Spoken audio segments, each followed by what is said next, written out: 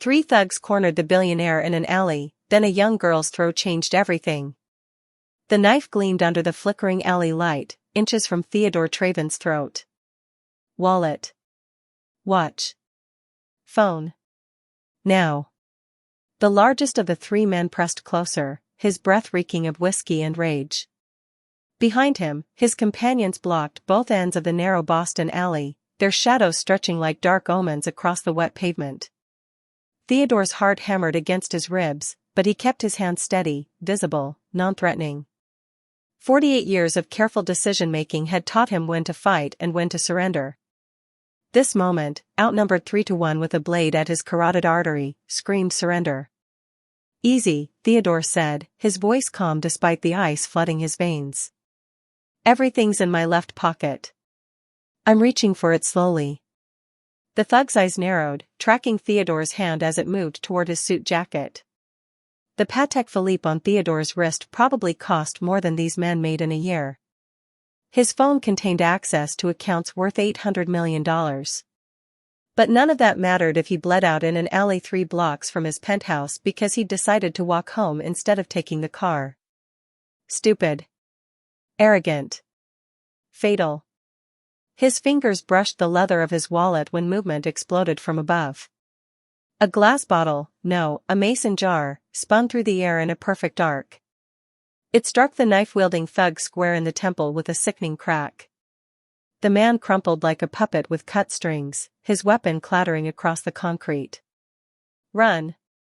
The voice came from a fire escape 3 stories up. Theodore's gaze snapped upward to find a young girl, maybe 17 or 18, already scrambling down the rusty ladder with the grace of someone who'd done it 1,000 times. Her dark hair whipped behind her as she dropped the final 8 feet, landing in a crouch that would make a gymnast envious. She didn't wait to see if he'd follow her command.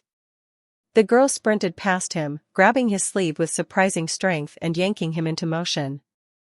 Theodore's expensive Italian shoes skidded on the slick pavement as his brain struggled to process what had just happened. Behind them, the 2 remaining thugs recovered from their shock. "Get them!" Theodore ran. His lungs burned. When was the last time he'd actually run? But the girl's grip on his wrist was iron, and she moved through the maze of alleys like she'd memorized every corner, every dumpster, every shortcut. She pulled him left, then right, then through a gap between buildings so narrow his shoulders scraped both walls. "In here." She wrenched open a door that shouldn't have been unlocked and shoved him into darkness. They stumbled into what looked like the back storage room of a closed restaurant. The smell of old grease and cardboard filled Theodore's nostrils as the girl eased the door shut and pressed her finger to her lips. In the ambient light from a distant exit sign, he could finally see her face, sharp cheekbones, fierce eyes, and a jaw set with determination that spoke of someone far older than her years. Footsteps pounded past their hiding spot. Angry voices shouted threats into the night, growing fainter. Theodore's chest heaved. Sweat dripped down his spine, soaking his $2,000 shirt. The girl remained perfectly still, listening, her breathing controlled and quiet. After what felt like an eternity, she relaxed. "They're gone." "You saved my life," Theodore managed, his voice hoarse. She turned those fierce eyes on him, and he saw something flicker in them. Recognition? Calculation? "You're Theodore Traven. The billionaire guy. I've seen you on the news." "Guilty." He tried to smile, but his face felt numb. Adrenaline still flooded his system, making his hands shake. "What's your name?" The girl hesitated, as if deciding whether he deserved to know. "Clarice. Clarice Loomis." "Well, Clarice Loomis, I owe you everything." "That throw, where did you learn to throw like that?" Something dark crossed her face. "Practice. Lots of practice." Before Theodore could ask what that meant, Clarice moved to the door and cracked it open, checking the alley with the wariness of a prey animal. Satisfied, she turned back to him. "You should get home. Don't walk alone at night in this neighborhood. Even billionaires bleed." She said it without malice, just stating a fact. And she was right. He'd been stupid, wandering through the South End at midnight because he'd been too restless to sleep, too haunted by memories of another night, another mistake, to stay in his empty penthouse. "Let me thank you properly," Theodore said, pulling out his wallet, miraculously still in his pocket. "Please. Dinner? A reward? Name it." Clarice's eyes dropped to the wallet, and for just a moment, Theodore saw something raw flash across her face. Hunger. Not for food, but for something deeper, more desperate. Then she shuddered it, her expression going neutral. "I don't need your money, Mr. Traven." "Theodore. Please." "I don't need your money, Theodore." But she said his name softly, testing it. "I need to go." She moved toward the door again, but Theodore surprised himself by stepping forward, blocking her path. Not threatening, he'd never threatened someone who'd just saved his life, but urgent. "Wait. Please. You just threw a jar at an armed man to save a complete stranger. Let me at least know you're okay. Do you live around here? Are you safe?" Clarice's jaw tightened. For a long moment, they stood in the darkness of the storage room, two strangers whose lives had collided in the most unexpected way. Then, from somewhere in the distance, sirens began to wail. Clarice's eyes widened. "I really have to go." "Why?" "We're the victims here." "You're the victim." "I'm just a girl who can't afford to talk to cops." She pushed past him, stronger than she looked, and hit the door at a run. Theodore followed her into the alley, but she'd already disappeared into the shadows like smoke, like she'd never existed at all. He stood there, alone, his heart still racing, his mind spinning with questions. Who was Clarice Loomis? Why had she saved him? And why did someone with her eyes that had seen too much, know how to throw a jar with precision that could have only come from desperation or training?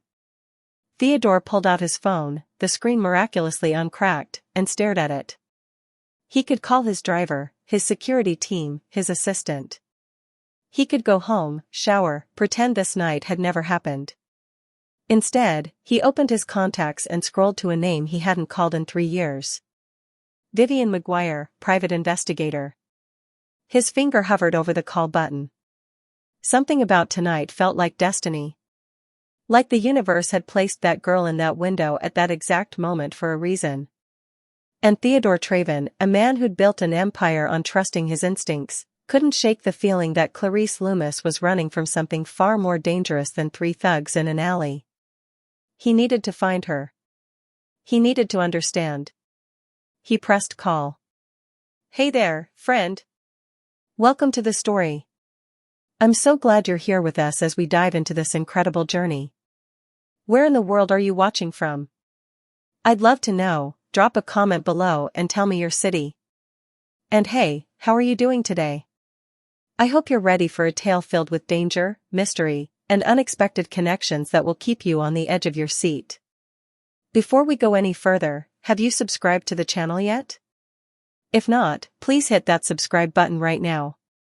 You won't want to miss what happens next with Theodore and Clarice. Trust me, this story is going to take turns you absolutely won't see coming.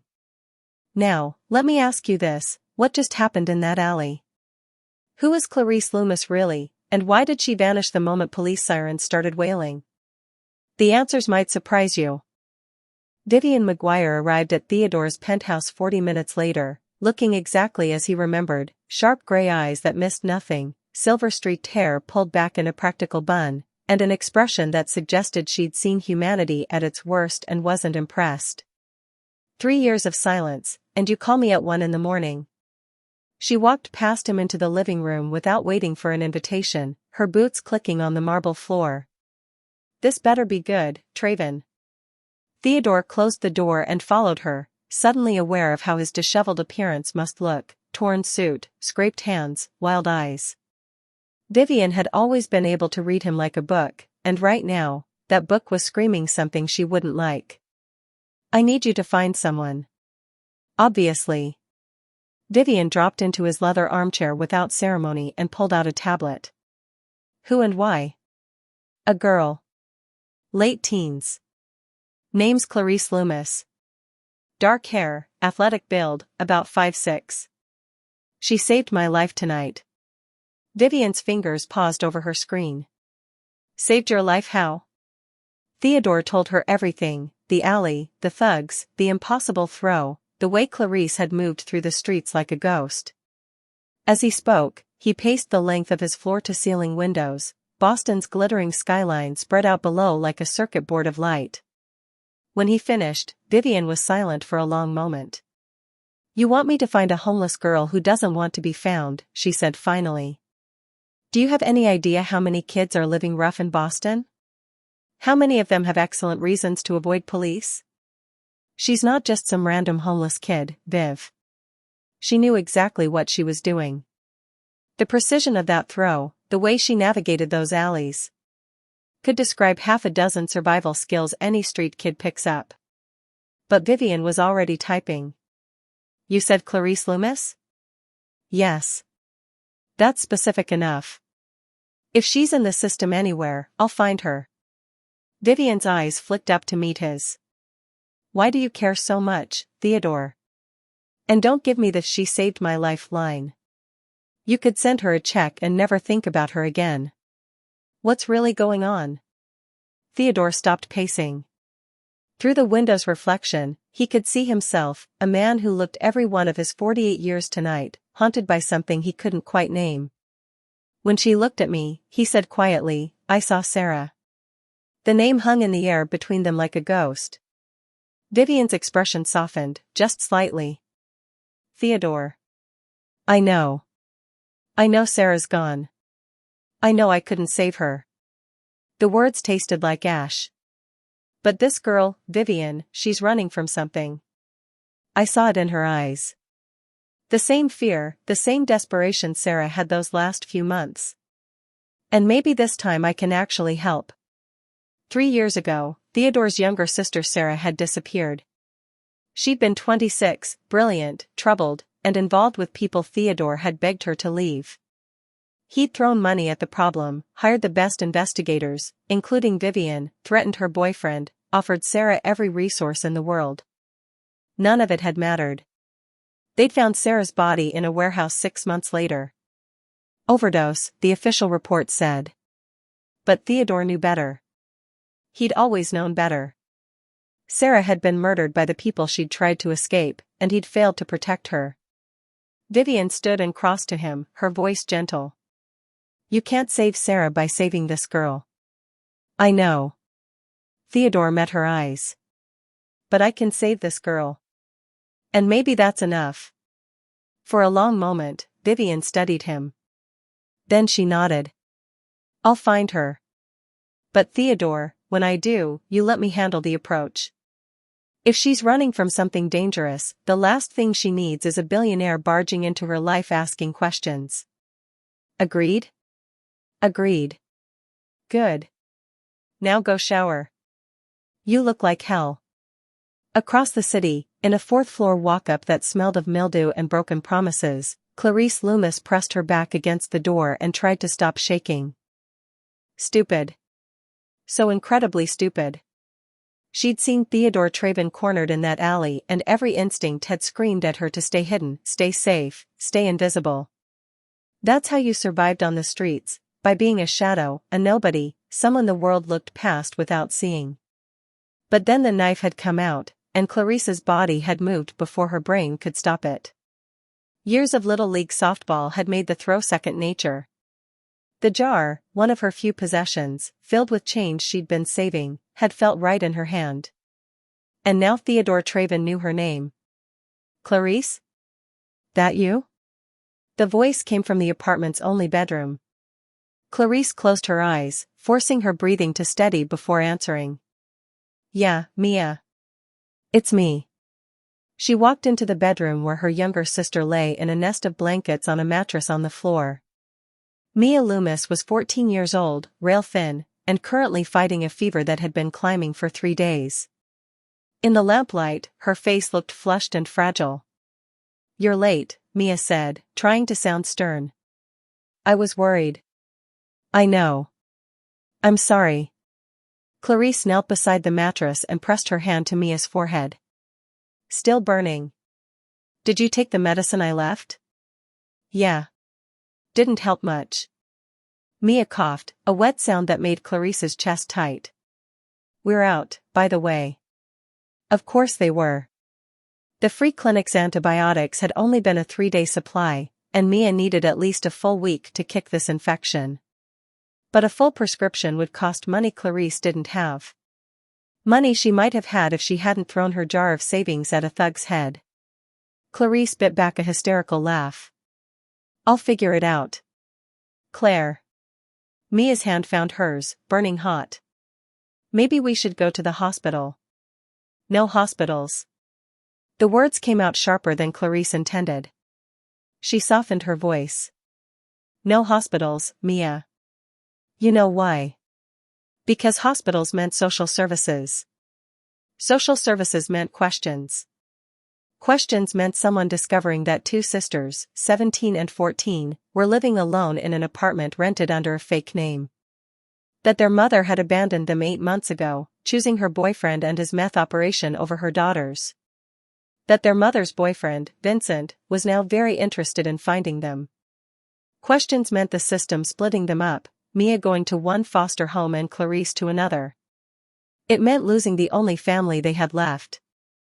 I'll get more medicine tomorrow, Clarice promised. You just rest, okay?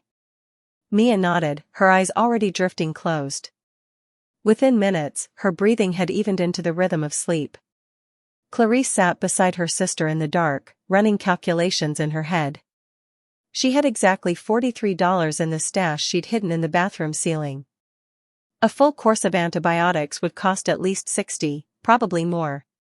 Her 2 part-time jobs, washing dishes at a diner and cleaning offices at night, wouldn't pay for another week. She could steal the medicine. She'd done it before, hated herself for it, but done it anyway because survival didn't care about morality. Or. Clarice pulled out her phone, a battered flip phone she'd bought at a pawn shop for $15, and stared at the number she'd saved earlier. She'd memorized Theodore Traven's business card from a newspaper article months ago, back when she'd still been naive enough to think billionaires might fund scholarships for girls like her. Girls who'd gotten a 4.0 GPA before dropping out of high school to keep her sister safe. Theodore Traven, Traven Industries 617-555-0147. I don't need your money, she'd told him in the alley. But Mia needed medicine. Mia needed food. Mia needed a life that wasn't this endless scramble to survive. Clarice's finger hovered over the call button. No. Accepting help from Theodore Traven meant exposure. It meant questions she couldn't answer and attention she couldn't afford. Vincent had connections everywhere, cops, social workers, people who owed him favors. One hint of where the Loomis girls were hiding, and he'd find them. And Vincent didn't like loose ends. Clarice deleted the number and stood, her decision made. She'd steal the medicine tomorrow. She'd keep Mia safe the same way she'd kept her safe for 8 months, by staying invisible, staying smart, and staying far away from billionaires who looked at her with haunted eyes and talked about owing her everything. She moved to the window and gazed out at Boston's skyline, where somewhere in one of those glittering towers, Theodore Traven was probably sleeping in silk sheets without a care in the world. 2 different universes, impossibly far apart. Except they weren't anymore, were they? She'd made sure of that the moment she'd thrown that jar. Outside, a car pulled up to the curb, a black sedan with tinted windows that had no business being in this neighborhood at this hour. Clarice's blood went cold. The driver's door opened. Vincent stepped out, his tattooed arms visible even from 4 stories up. He looked up and down the street with the casual menace of a predator surveying his territory. Clarice jerked back from the window, her heart hammering. No. No, no, no. He couldn't have found them. She'd been so careful. She risked another glance. Vincent was talking on his phone now, gesturing to the building next door, not theirs, the one next door. After a long moment, he climbed back into the sedan and drove away. Clarice sank to the floor, adrenaline making her dizzy. He was close. Too close. They had to move again. But moving meant money they didn't have, and Mia was too sick to travel, and Clarice was so tired of running, so tired of being afraid, so tired of carrying this weight alone. For just a moment, she let herself imagine a different life.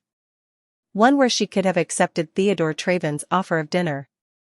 Where she could have sat across from him in some expensive restaurant and told him the truth about who she was and what she was running from. Where someone powerful might actually help instead of hurt.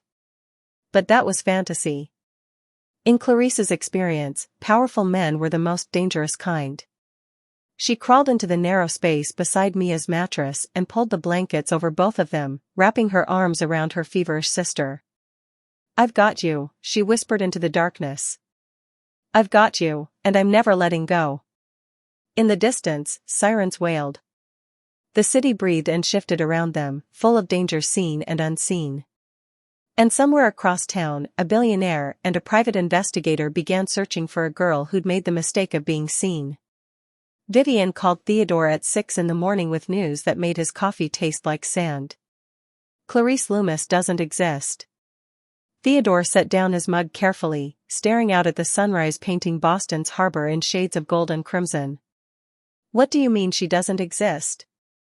"I mean there's no record of anyone by that name in Massachusetts. No birth certificate, no school enrollment, no social security number. Nothing." Vivian's voice crackled through the phone, tired but sharp. "Either she gave you a fake name or she's been scrubbed from the system." "Scrubbed how?" "Witness protection. Off the books government operative. Or, and this is more likely, she's using an alias because she's hiding from someone." Papers rustled in the background. I expanded the search to missing persons reports. Found something interesting. 8 months ago, a Jennifer Loomis, age 39, was reported missing by her employer in Worcester. She had 2 daughters, Clarice, age 16 at the time, and Amelia, age 13. All 3 vanished without a trace. Theodore's grip tightened on the phone. They ran. Looks like it. The mother's boyfriend, Vincent Corleone, was brought in for questioning but released. No evidence of foul play. The case went cold. Vincent Corleone. Theodore pulled up his laptop, fingers flying across the keys. The name pulled up a rap sheet that made his stomach turn. Assault. Drug trafficking. Suspected connections to organized crime. Multiple arrests, minimal convictions. Christ. Gets better, Vivian said darkly. 2 months after the family disappeared, Jennifer Loomis's body was found in a Worcester motel. Overdose. Vincent Corleone alibied out, claimed they'd broken up months earlier and he had no idea where she'd been. The daughters were never found. Theodore felt something cold settle in his chest. So Clarice has been on her own with her younger sister for 6 months. Running from this Vincent character. That's my working theory. If Vincent was involved in the mother's death, and my gut says he was, those girls are the only loose ends. He'd want them found. To silence them. Or control them.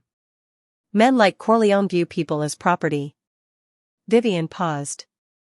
Theodore, if you're serious about helping this girl, you need to understand what you're getting into. Vincent Corleone isn't 3 random thugs in an alley. He's connected, dangerous, and patient. If he's been hunting these girls for months, then she's been surviving against those odds for months. Theodore stood, decision crystallizing. Which makes her either very lucky or very smart. Either way, she needs help. And you're determined to be that help. Yes. Vivian sighed. Fine. I'll keep digging. But Theodore, finding her is only step 1. Getting her to trust you? That's going to be the real challenge.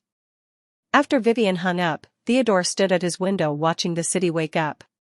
Somewhere down there, Clarice was probably already awake, already hustling to survive another day. Already protecting a younger sister while being hunted by a monster. Just like Sarah had tried to protect herself. His phone buzzed with a text from his assistant, Board meeting at 9 a.m. The Singapore deal needs your signature. Are you coming in? Theodore looked at the message, then at the files Vivian had sent over, grainy photos of Vincent Corleone, missing persons reports, a world of darkness he'd been insulated from in his tower of glass and steel. He typed back, "Clear my schedule for today." Something important came up. For once, something mattered more than deals and shareholders. Clarice woke to Mia's violent coughing and knew they were out of time. "Can't breathe right," Mia gasped between coughs, her lips tinged with blue. Terror shot through Clarice like electricity. She pressed her ear to Mia's chest and heard the rattling wheeze that meant the infection had gotten worse, much worse. Pneumonia. The word blazed in her mind like a warning siren. Okay, we're going to the clinic." Clarice helped Mia sit up, her sister's weight against her frighteningly light. "Can you walk?" "Think so." They made it 3 blocks before Mia collapsed. One moment they were shuffling down the sidewalk, Clarice supporting most of her sister's weight, and the next Mia's legs simply gave out. They went down together on the concrete, morning commuters flowing around them like water around stones. Mia, stay with me." Clarice cradled her sister's head, panic clawing at her throat. Mia's eyes had rolled back, her breathing shallow and rapid. "Someone call 911. Clarice screamed at the passing crowd. A woman stopped, phone already out. "I'm calling now." "What happened?" "She's sick, she needs a hospital, please." "Ambulance is coming. Just keep her comfortable." Comfortable. Clarice wanted to laugh hysterically. How was she supposed to keep Mia comfortable when her sister was dying on a Boston sidewalk and accepting an ambulance meant inviting every question Clarice couldn't answer? But Mia's lips were blue and her breathing was getting shallower and nothing mattered except keeping her alive. The ambulance arrived in 4 minutes that felt like 4 hours. EMTs swarmed around them, professional and efficient, asking questions Clarice answered on autopilot. Name? Amelia Loomis. Age? 14. Guardian? Clarice's mind went blank. If she said she was Mia's sister, they'd ask where their parents were. If she lied, they might not let her ride in the ambulance. "I'm her sister. Our mom's at work. I can call her." The EMT, a kind-faced woman in her 40s, nodded. "You can ride with us." "What's your name, honey?" "Clarice." They loaded Mia into the ambulance, hooking her up to oxygen and IVs with practiced speed. Clarice climbed in after them, her whole body shaking. As the ambulance pulled away, sirens wailing, Clarice stared down at her unconscious sister and felt her carefully constructed world crumbling. Hospitals meant records. Records meant social services. Social services meant Vincent finding them. But Mia was alive, and that was all that mattered. She'd deal with the consequences when they came. The call came to Theodore's cell at 10:47 a.m. from a number he didn't recognize. "Mr. Traven? This is Vivian. I found her." Theodore's heart jumped. "Where?" "Massachusetts General Hospital. She brought her sister in about 2 hours ago. The girl, Amelia, is in intensive care with severe pneumonia. Clarice is in the waiting room, and Theodore, there's a problem." "What problem?" "The hospital called social services. Standard procedure when a minor shows up without a guardian. A caseworker is on her way right now. If Clarice is still there when she arrives, those girls are going into the system." "How long do we have?" 20 minutes. Maybe less." Theodore was already moving, grabbing his jacket and keys. "Stall them."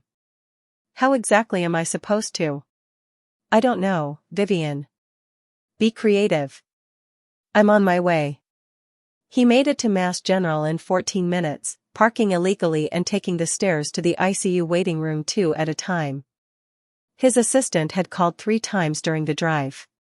He'd ignored them all. The waiting room was crowded with worried families, but Clarice stood out like a beacon. She was pacing in front of the ICU doors, arms wrapped around herself, looking simultaneously fierce and terrified. Her clothes, the same ones from last night, were rumpled, her hair wild, her eyes red-rimmed. When she saw Theodore walking toward her, every muscle in her body went rigid. "What are you doing here?" Her voice was low, dangerous. "Helping you." "I don't need your help." "I don't need," her voice cracked. "How did you even find me?" "That doesn't matter right now.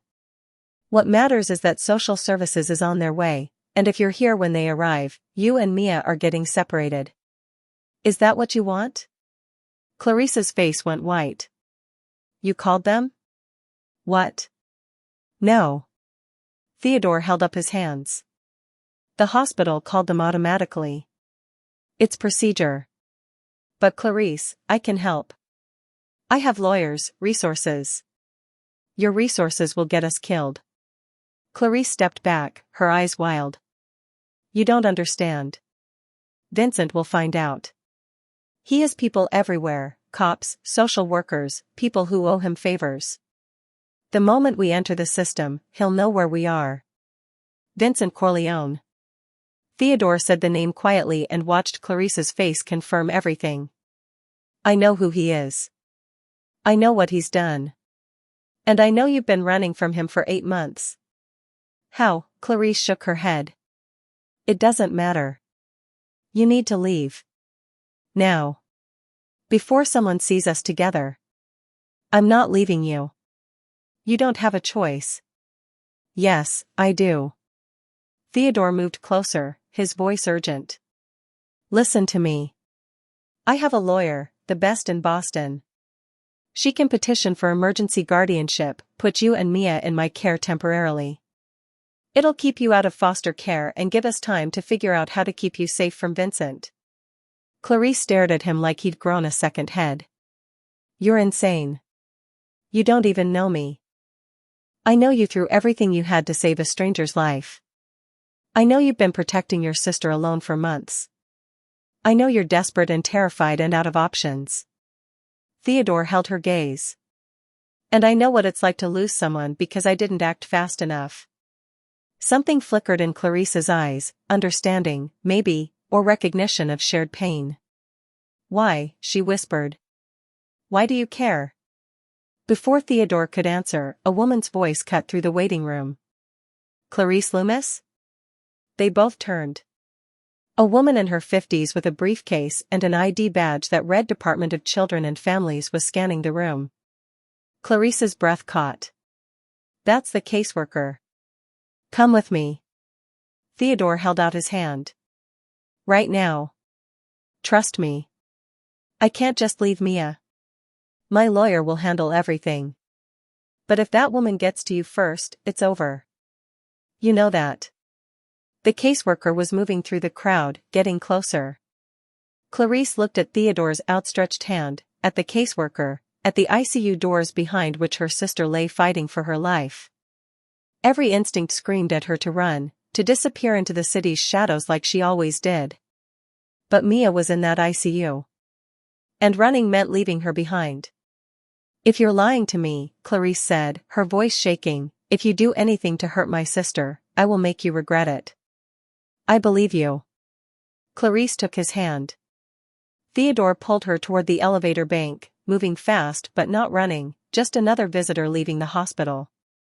Behind them, the caseworker called out again, closer now. The elevator doors slid open. Theodore pulled Clarice inside and jabbed the button for the ground floor. As the doors closed, Clarice caught a glimpse of the caseworker reaching the waiting room, looking around with growing confusion. Then they were descending, and Clarice was in an elevator with a billionaire she'd met 12 hours ago, trusting him with everything that mattered because she had no other choice. "I need to call my lawyer," Theodore said, phone already out. "Her name's Rebecca. She's going to ask you some questions about your situation. Can you handle that?" Clarice nodded, not trusting her voice. Theodore made the call, speaking in rapid-fire legal terminology that flew over Clarice's head. When he hung up, he turned to her with something that might have been a smile. "Rebecca's already at the courthouse filing the emergency petition. She'll meet us at my place in an hour." Your place? You can't go back to wherever you've been staying. Vincent might have people watching it. Clarice's stomach dropped. How do you know about? I had you investigated. At her look of betrayal, Theodore continued quickly, I needed to understand what I was getting into. I know about your mother. I know about Vincent. I know you've been surviving on your own for months. And Clarice, I'm sorry. I'm so sorry for everything you've been through. The elevator reached the ground floor. Clarice stepped out into the hospital lobby, her mind spinning. This was insane. She was leaving Mia in the ICU to go to a stranger's penthouse. She was trusting a man she didn't know based on nothing but the haunted look in his eyes and the desperate hope that maybe, just this once, someone might actually help instead of hurt. I need to see Mia first, she said. I need to make sure she's okay. Theodore checked his watch, then nodded. 5 minutes. Then we have to go before that caseworker starts asking questions we can't answer. They took a service elevator back up, avoiding the main waiting room. Theodore spoke quietly to a nurse, and somehow, because money opened doors, Clarice was learning, they were allowed into the ICU. Mia looked impossibly small in the hospital bed, surrounded by machines that beeped and whirred. An oxygen mask covered her face, but her color was better than it had been on the sidewalk. Better than it had been in days. Clarice took her sister's hand. Hey, Mia. It's me. You're going to be okay. They're taking care of you here, and I'm. Her voice broke. I'm going to fix everything. I promise. Mia's eyes fluttered open, unfocused and fever-bright. Claire? I'm here. Don't leave me. The words stabbed straight through Clarice's heart. Never. I'm never leaving you. But I have to go take care of some things, and when I come back, everything's going to be different. Better. I promise. Okay. Mia's eyes drifted shut again. Love you. Love you too. So much. Theodore waited by the door, giving them privacy. When Clarice finally tore herself away from her sister's bedside, tears streaming down her face, he handed her a handkerchief without comment. They made it to his car, a sleek black Mercedes that probably cost more than Clarice had seen in her entire life, before she broke down completely. I left her, Clarice sobbed into her hands. I left her alone in there. You saved her life by bringing her here. And you're saving her future by trusting me to help. Theodore started the engine. I know this is terrifying. I know you have no reason to trust me. But Clarice, I swear on everything I have, I will keep you and Mia safe. Both of you. Clarice looked up at him through her tears. Why? What's in this for you? Theodore's hands tightened on the steering wheel. 3 years ago, I lost my sister because I wasn't brave enough to do what needed to be done. I let procedure and propriety and fear stop me from really helping her. And she died for it. His voice was raw with old grief. I can't save Sarah. But maybe I can save you. The confession hung in the air between them, honest and painful. Clarice wiped her eyes. Okay. Okay? Okay. I'll trust you. For now. She met his gaze. But Theodore, if this goes wrong, if Vincent finds us because of this, we're all dead. You understand that? I understand. Then let's go meet your lawyer. As Theodore pulled out of the parking garage, neither of them noticed the black sedan that slid into traffic 3 cars behind them. Or the man behind the wheel, scrolling through photos on his phone until he found the one he was looking for, a grainy shot of 2 girls, taken 6 months ago. Vincent Corleone smiled and made a call. I found them. Theodore's penthouse occupied the entire 42nd floor of the Millennium Tower, and walking into it felt like entering a different dimension. Floor-to-ceiling windows overlooked the entire city. Modern art that probably cost more than a house hung on walls painted in shades of cream and gray. Everything was clean, expensive, and utterly foreign to Clarice's world of cramped apartments and survival. You live here alone? The question came out before she could stop it. Yes. Theodore set his keys in a bowl by the door, a bowl that looked like it might be an actual artifact. I know it's excessive. My ex-wife got the house in Newton. I got the penthouse and a lot of regrets. Rebecca Walsh was already waiting in the living room, a woman in her 60s with steel gray hair and the kind of confidence that came from winning battles in courtrooms. She stood when they entered, her sharp eyes assessing Clarice with the thoroughness of an X-ray. You must be Clarice. I'm Rebecca Walsh. She extended a hand. I need to ask you some difficult questions, and I need you to answer them honestly. Can you do that? Clarice shook her hand, feeling calluses that surprised her. Yes. Good. Sit down. We don't have much time. For the next hour, Rebecca asked questions that peeled back every layer of Clarice's life. Where had they been living? How had they been supporting themselves? What exactly had happened with their mother? What did Clarice know about Vincent Corleone? Clarice answered everything, her voice steady even when the memories threatened to choke her. Theodore sat nearby, silent, his face darkening with each revelation. My mom met Vincent 2 years ago, Clarice explained. At first he seemed okay. Charming, even. But then she started using again. She'd been clean for 5 years before Vincent. He got her hooked on meth, got her working for his operation. What kind of operation? Rebecca's pen moved across her legal pad. Distribution. Vincent runs product through Worcester and Springfield. My mom was just a courier at first, but then... Clarice's hands clenched in her lap. Then he started using our apartment as a stash house. Mia and I would come home from school and find strangers there, drugs everywhere. I tried to get Mom to leave, but she said Vincent would kill her if she did. Did he threaten you or Mia directly? Not at first. But 8 months ago, 2 guys from a rival crew broke into our apartment looking for Vincent's stash. They had guns. They would have, Clarice's voice cracked. Mom got us out. We ran. She told us to hide at our grandmother's place in Quincy, said she'd come get us when it was safe. But she didn't come. No. Instead, Vincent showed up. He told our grandmother that Mom had died, overdose, he said, very tragic, and that he was there to take us home. To take care of us. Clarice met Rebecca's eyes. Our grandmother believed him. She didn't know what he really was. We had to run from her house too. Theodore made a sound like he'd been punched. Jesus.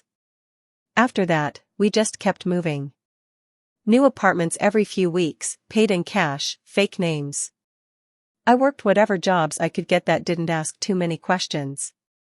Mia stayed inside mostly, did schoolwork from books I got at the library. Clarice's voice went hollow. We were doing okay. We were surviving. Until Mia got sick. Rebecca set down her pen. Clarice, I need to know, has Vincent tried to contact you? Does he know you're in Boston? I don't think so. We've been careful. But he has people looking. He called my old cell phone a few times in the beginning, left messages saying he just wanted to help us, that we were family. Clarice's lip curled. He doesn't want to help. He wants us silent. Silent about what, specifically? About what really happened to my mom. She didn't overdose by accident. The last time I talked to her, the night before we ran, she said Vincent was getting paranoid, thought she was talking to the cops. She wasn't, but he didn't believe her. Clarice's hands were shaking now. My mom was murdered. And Mia and I are the only ones who know it. The room fell silent except for the distant hum of the city below. Rebecca closed her legal pad. All right.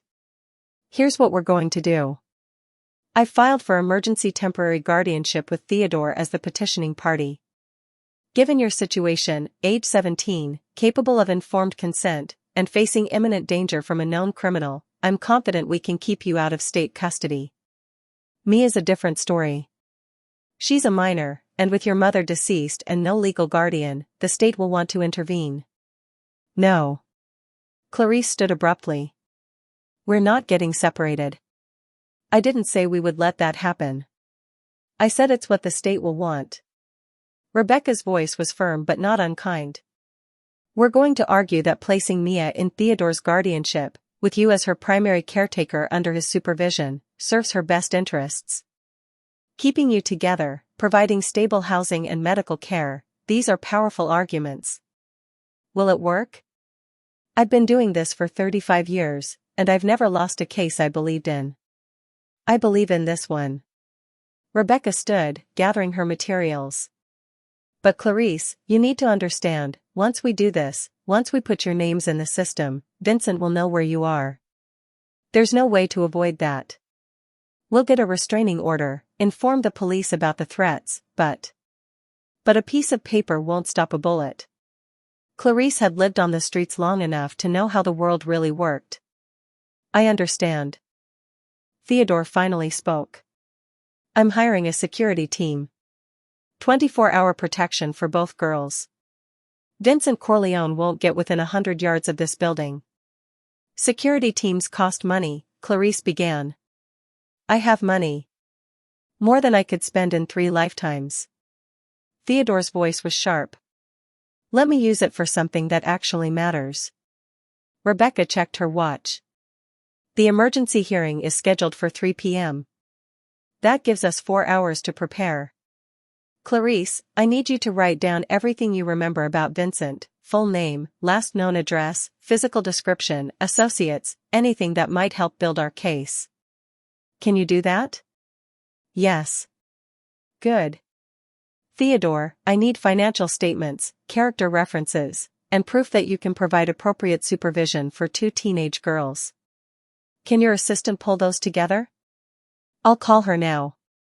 As Rebecca headed for the door, she paused. Clarice, one more thing. When we're in front of the judge, they're going to ask if you feel safe with Theodore. They're going to question why you'd trust a virtual stranger over the state system. What are you going to say?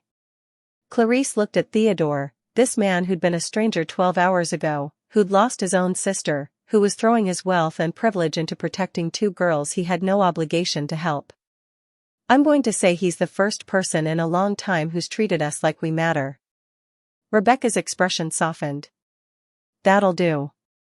I'll see you at the courthouse.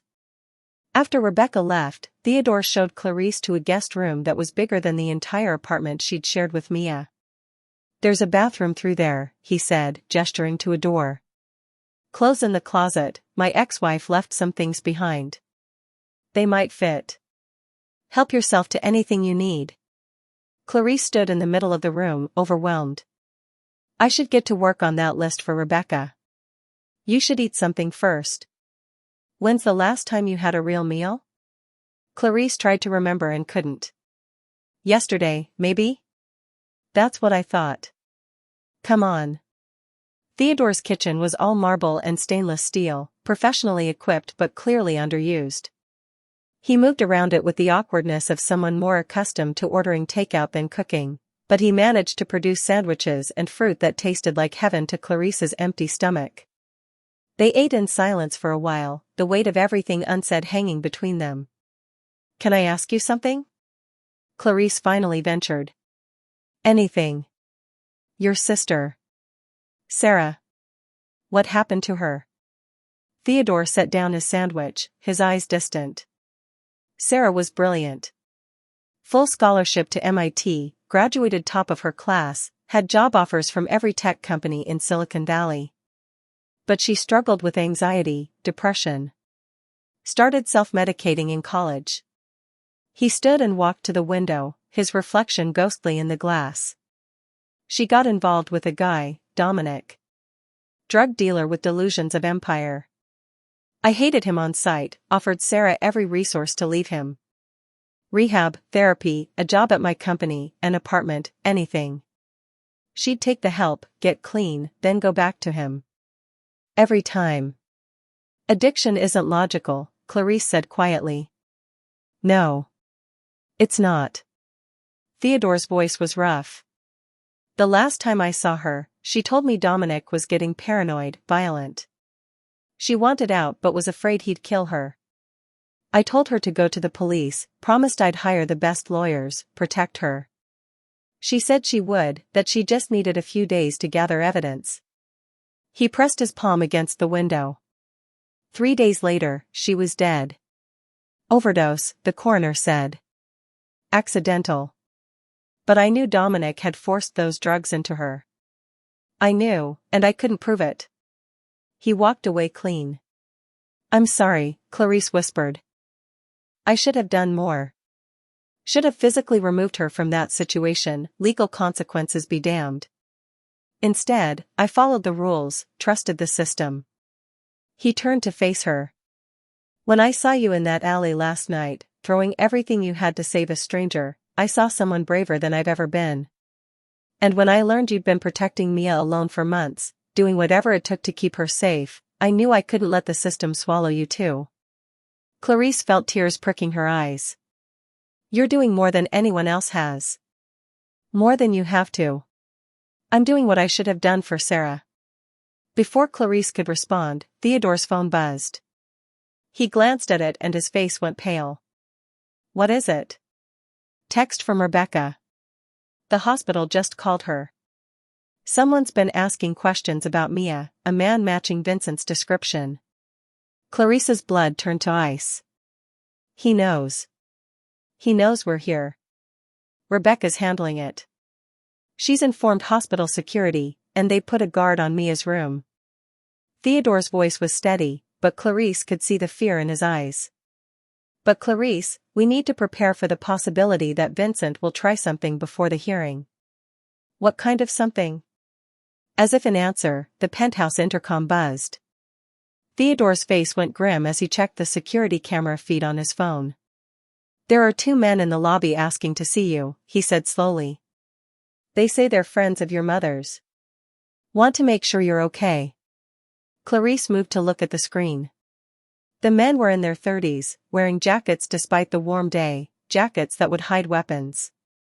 She recognized one of them from Vincent's crew, a man named Eddie who'd been at their apartment during the Stash House days. They're Vincent's people, she confirmed, her voice shaking. He sent them to confirm we're here. Theodore was already on the phone. Building security?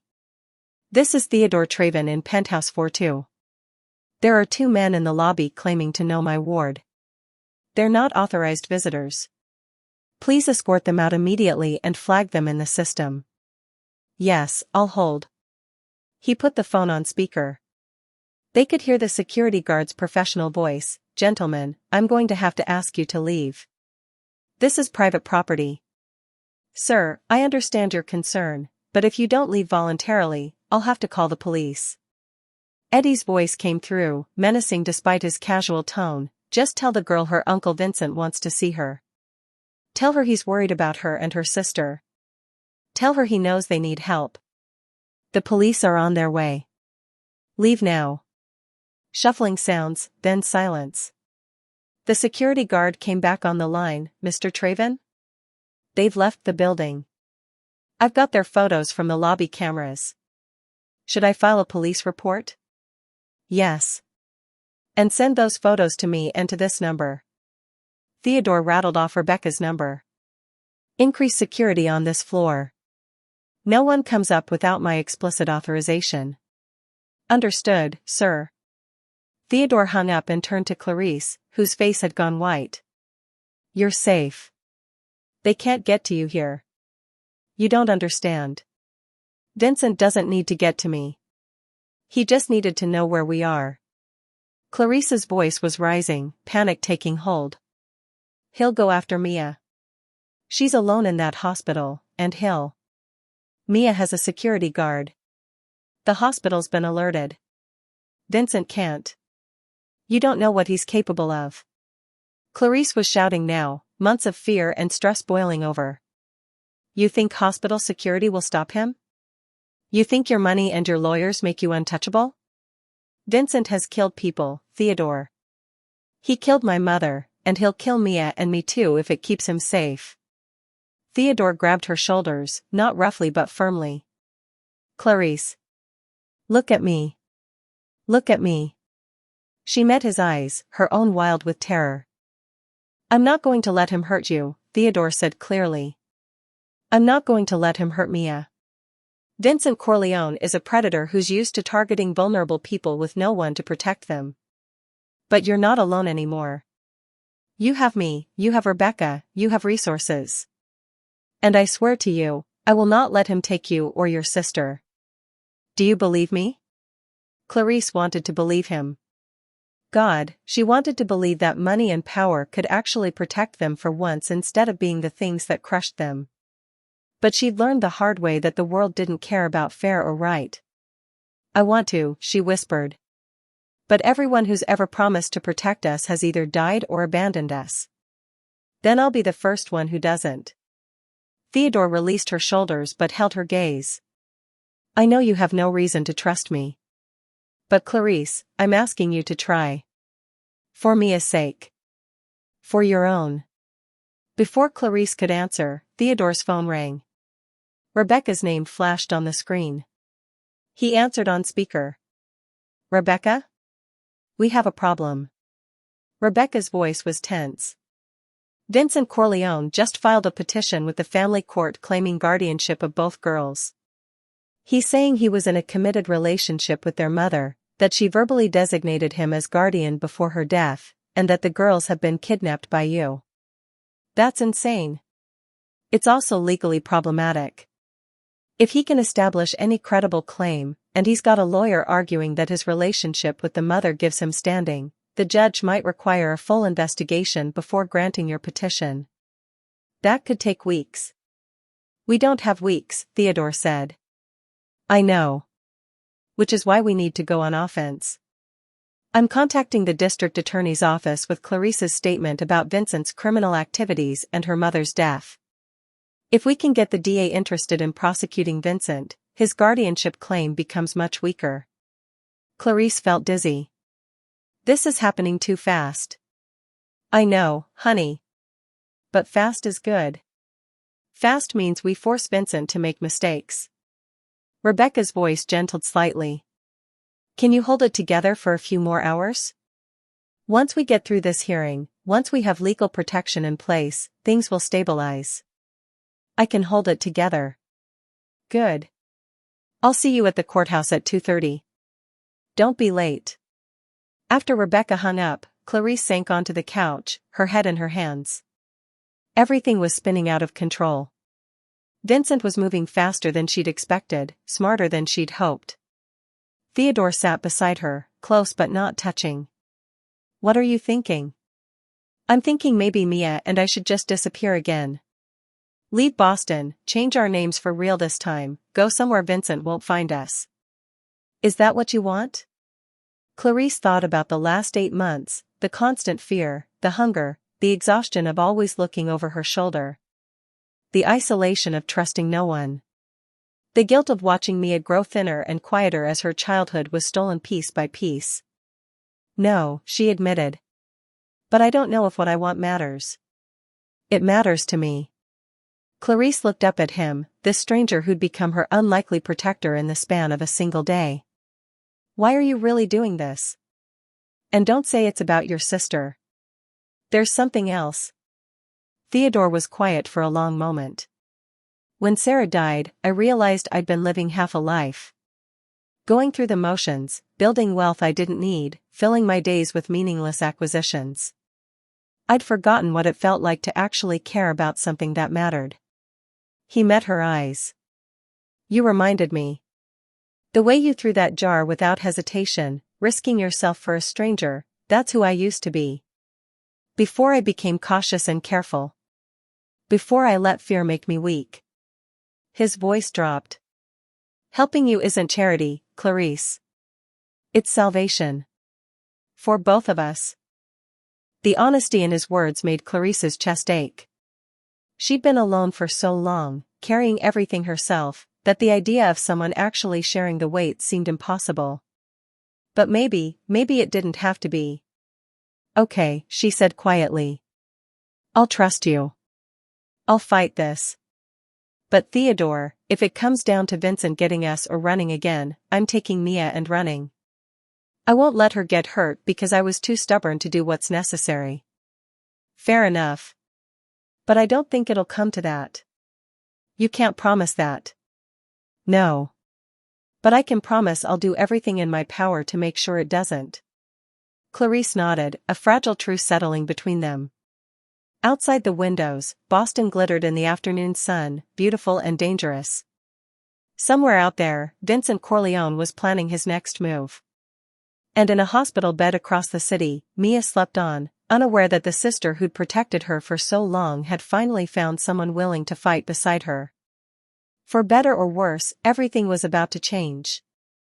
The courthouse was a fortress of marble and glass, imposing and cold. Clarice sat beside Theodore in the courtroom, her hands clenched in her lap, wearing clothes that Rebecca had brought, a simple blue dress that actually fit, borrowed from Rebecca's own daughter. She felt like an imposter playing dress-up. Judge Patricia Morrison presided from the bench, a black woman in her 60s with eyes that seemed to see straight through to the truth. She'd listened to Rebecca's petition for 30 minutes without interruption, her expression unreadable. Now those sharp eyes fixed on Clarice.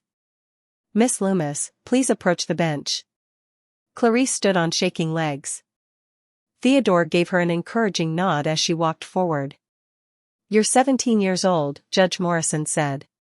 It wasn't a question. "Yes, Your Honor." "And you've been living independently for approximately 8 months, supporting yourself and your 14-year-old sister?" "Yes." "Why didn't you seek help from the authorities?" "From the state?" Clarice had prepared for this question, but the answer still felt like ripping open a wound. "Because the man we were running from has connections in the system, Your Honor. My mother told me before she died that Vincent had cops, social workers, people who fed him information. I was afraid if we entered the system, he'd find us." Judge Morrison's eyebrows rose slightly. "That's a serious accusation." "It's the truth. And yet you're here now, in the system, making yourself visible. What changed?" Clarice glanced back at Theodore. "My sister got sick. I couldn't protect her anymore by myself. I needed help, and Mr. Traven offered it." "Mr. Traven, whom you'd known for approximately 12 hours when this petition was filed." "Yes, Your Honor." "That seems remarkably trusting for someone who spent months hiding from the world." Clarice met the judge's eyes directly. "I was out of options. Mia was dying. Sometimes you have to choose between the devil you know and the chance that someone might actually be good." Something flickered across Judge Morrison's face, respect, maybe, or understanding. "And do you believe Mr. Traven is actually good?" "I believe he's trying to be. That's more than most people." Before Judge Morrison could respond, the courtroom doors opened. A man in an expensive suit strode in, followed by Vincent Corleone himself. Clarice's breath stopped. She hadn't seen Vincent in 8 months, but he looked exactly the same, tall, tattooed, with the kind of smile that could charm strangers and hide murder. He wore a suit today, playing the part of concerned guardian, but Clarice could see the predator beneath the costume. "Your Honor," Vincent's lawyer said smoothly, "I apologize for the interruption, but my client has just learned of this hearing. As the petitioner for guardianship in a separate case involving the same minors, he is standing to be heard." Judge Morrison's expression hardened. "This is highly irregular, Counselor. You filed a competing petition an hour ago. There hasn't been time for proper review." "I understand, Your Honor, but given that we're discussing the immediate custody of 2 vulnerable girls, and my client has a legitimate relationship claim, I believe his input is relevant." Rebecca was on her feet instantly. "Your Honor, this is a transparent attempt to intimidate my client. Mr. Corleone has no legal standing. He was in a committed relationship with the girl's mother for 2 years, Vincent's lawyer countered. He has testimony that Jennifer Loomis verbally designated him as guardian in the event of her death." "Testimony from whom?" "Associates of Mr. Corleone, no doubt. Hardly unbiased." Judge Morrison held up a hand. "Enough. Mr. Corleone, you may observe these proceedings, but I will not allow this courtroom to become a circus. One more interruption and you'll be held in contempt." Are we clear? Crystal clear, Your Honor. Vincent's voice was silk. His eyes found Clarice, and his smile widened. I just want to make sure my girls are safe. Clarice felt bile rise in her throat. The casual possessiveness in those words, my girls, made her skin crawl. Theodore's hand found hers under the table, squeezing gently. The gesture steadied her. Judge Morrison turned back to Clarice. Miss Loomis, I need to ask you directly, in this courtroom, under oath, do you fear Mr. Corleone? Yes. Why? This was it. The moment Clarice had been dreading and preparing for. She took a breath and let the truth pour out. Because Vincent Corleone murdered my mother, and he'll murder me and my sister too if it keeps him from being prosecuted. The courtroom erupted. Vincent surged to his feet, his mask of civility cracking. That's a goddamn lie. Order. Judge Morrison's gavel cracked like a gunshot. Mr. Corleone, sit down now or I will have you removed. Vincent's lawyer pulled him back into his seat, whispering urgently. Vincent settled, but his eyes on Clarice were pure venom. Judge Morrison leaned forward. That's an extremely serious accusation, Miss Loomis. Do you have evidence? I have what my mother told me the last time we spoke. She said Vincent thought she was talking to the police. She said he'd threatened to handle her if she didn't stay quiet about his operation. Clarice's voice was shaking but clear. 2 days later, she was dead. The coroner said overdose, but my mother was trying to get clean. She wouldn't have used. People relapse all the time, Vincent's lawyer interjected. This is speculation based on a grief-stricken teenagers.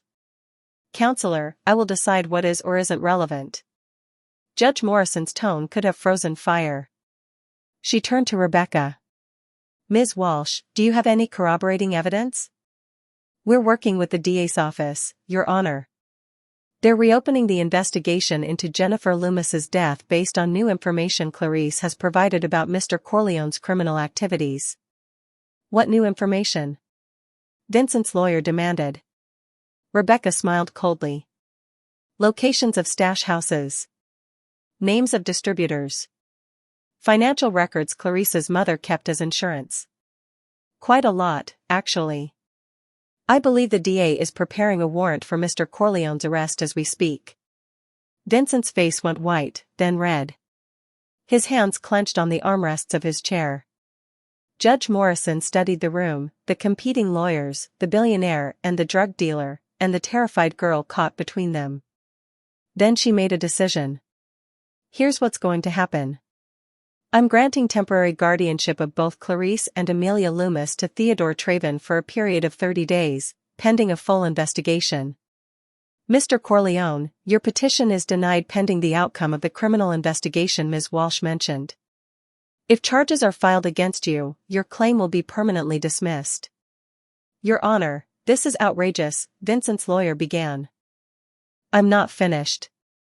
Judge Morrison's voice cracked like a whip. I'm also issuing a restraining order. Mr. Corleone, you are to stay at least 500 feet away from Clarice Loomis, Amelia Loomis, and any property owned by Theodore Traven. Violation will result in immediate arrest. Do you understand? Vincent stood slowly, his entire body vibrating with rage. Yes, Your Honor. I understand perfectly. The smile he gave Clarice was a promise of violence. Bailiff, please escort Mr. Corleone from the courtroom, Judge Morrison ordered. As Vincent was led away, he paused at the door and looked back. His mouth moved silently, forming words only Clarice could see, "You're dead." Then he was gone. Clarice's legs gave out. Theodore caught her, his arm around her waist the only thing keeping her upright. "You did it," he whispered. "You're safe now." But Clarice knew better. A restraining order was just paper. Vincent didn't respect paper. This wasn't over. It was just beginning. They returned to the penthouse with a security detail, 2 former military contractors Theodore had hired on Rebecca's recommendation. Marcus and Elena were professionals, armed and alert, but their presence only amplified Clarice's sense that she was living in a nightmare. "I need to see Mia," Clarice said the moment they were inside. "I need to tell her what's happening."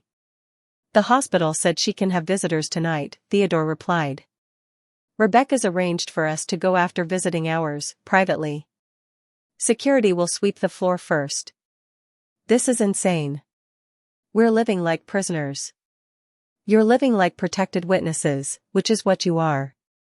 Theodore poured himself a drink, scotch, expensive, his hand shaking slightly as he did it.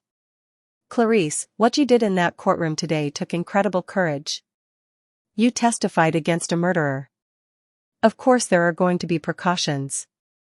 Clarice sank onto the couch. The adrenaline was wearing off, leaving her hollow and exhausted. "He's going to come after us.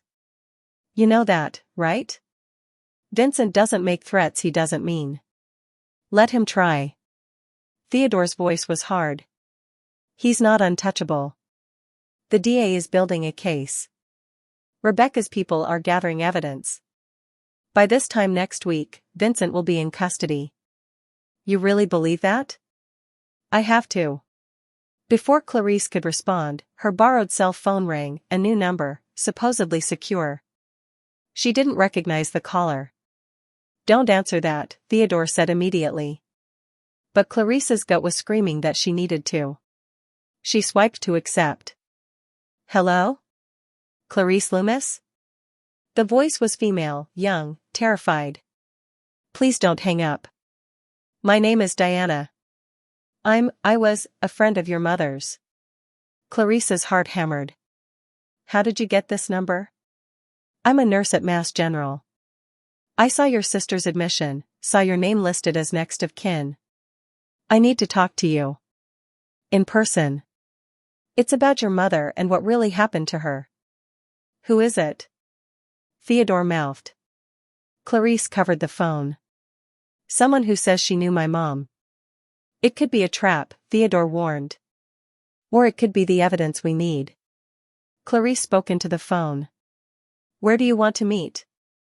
"There's a coffee shop on Boylston, near the library." 1 hour. "Come alone, or I won't show." "I can't come alone. It's not safe." Diana's voice dropped to a whisper. "Vincent has people watching me. If he knows I'm talking to you, I'm dead. Please, Clarice. Your mother saved my life once. I owe her the truth." The line went dead. Clarice lowered the phone, her mind racing. "She says she has information about my mom's death. She wants to meet in an hour." "Absolutely not." Theodore was already shaking his head. "It's too dangerous. Vincent probably sent her. Then why would she warn me about his people watching her? Why risk calling at all? To lure you out of the penthouse where you're protected. Or because she actually has information we need." Clarice stood. "Theodore, if this Diana person saw what happened to my mom, her testimony could put Vincent away for good. We have to take the chance. Not if it gets you killed. Then we make sure it doesn't." Clarice's jaw set with determination. "We bring security.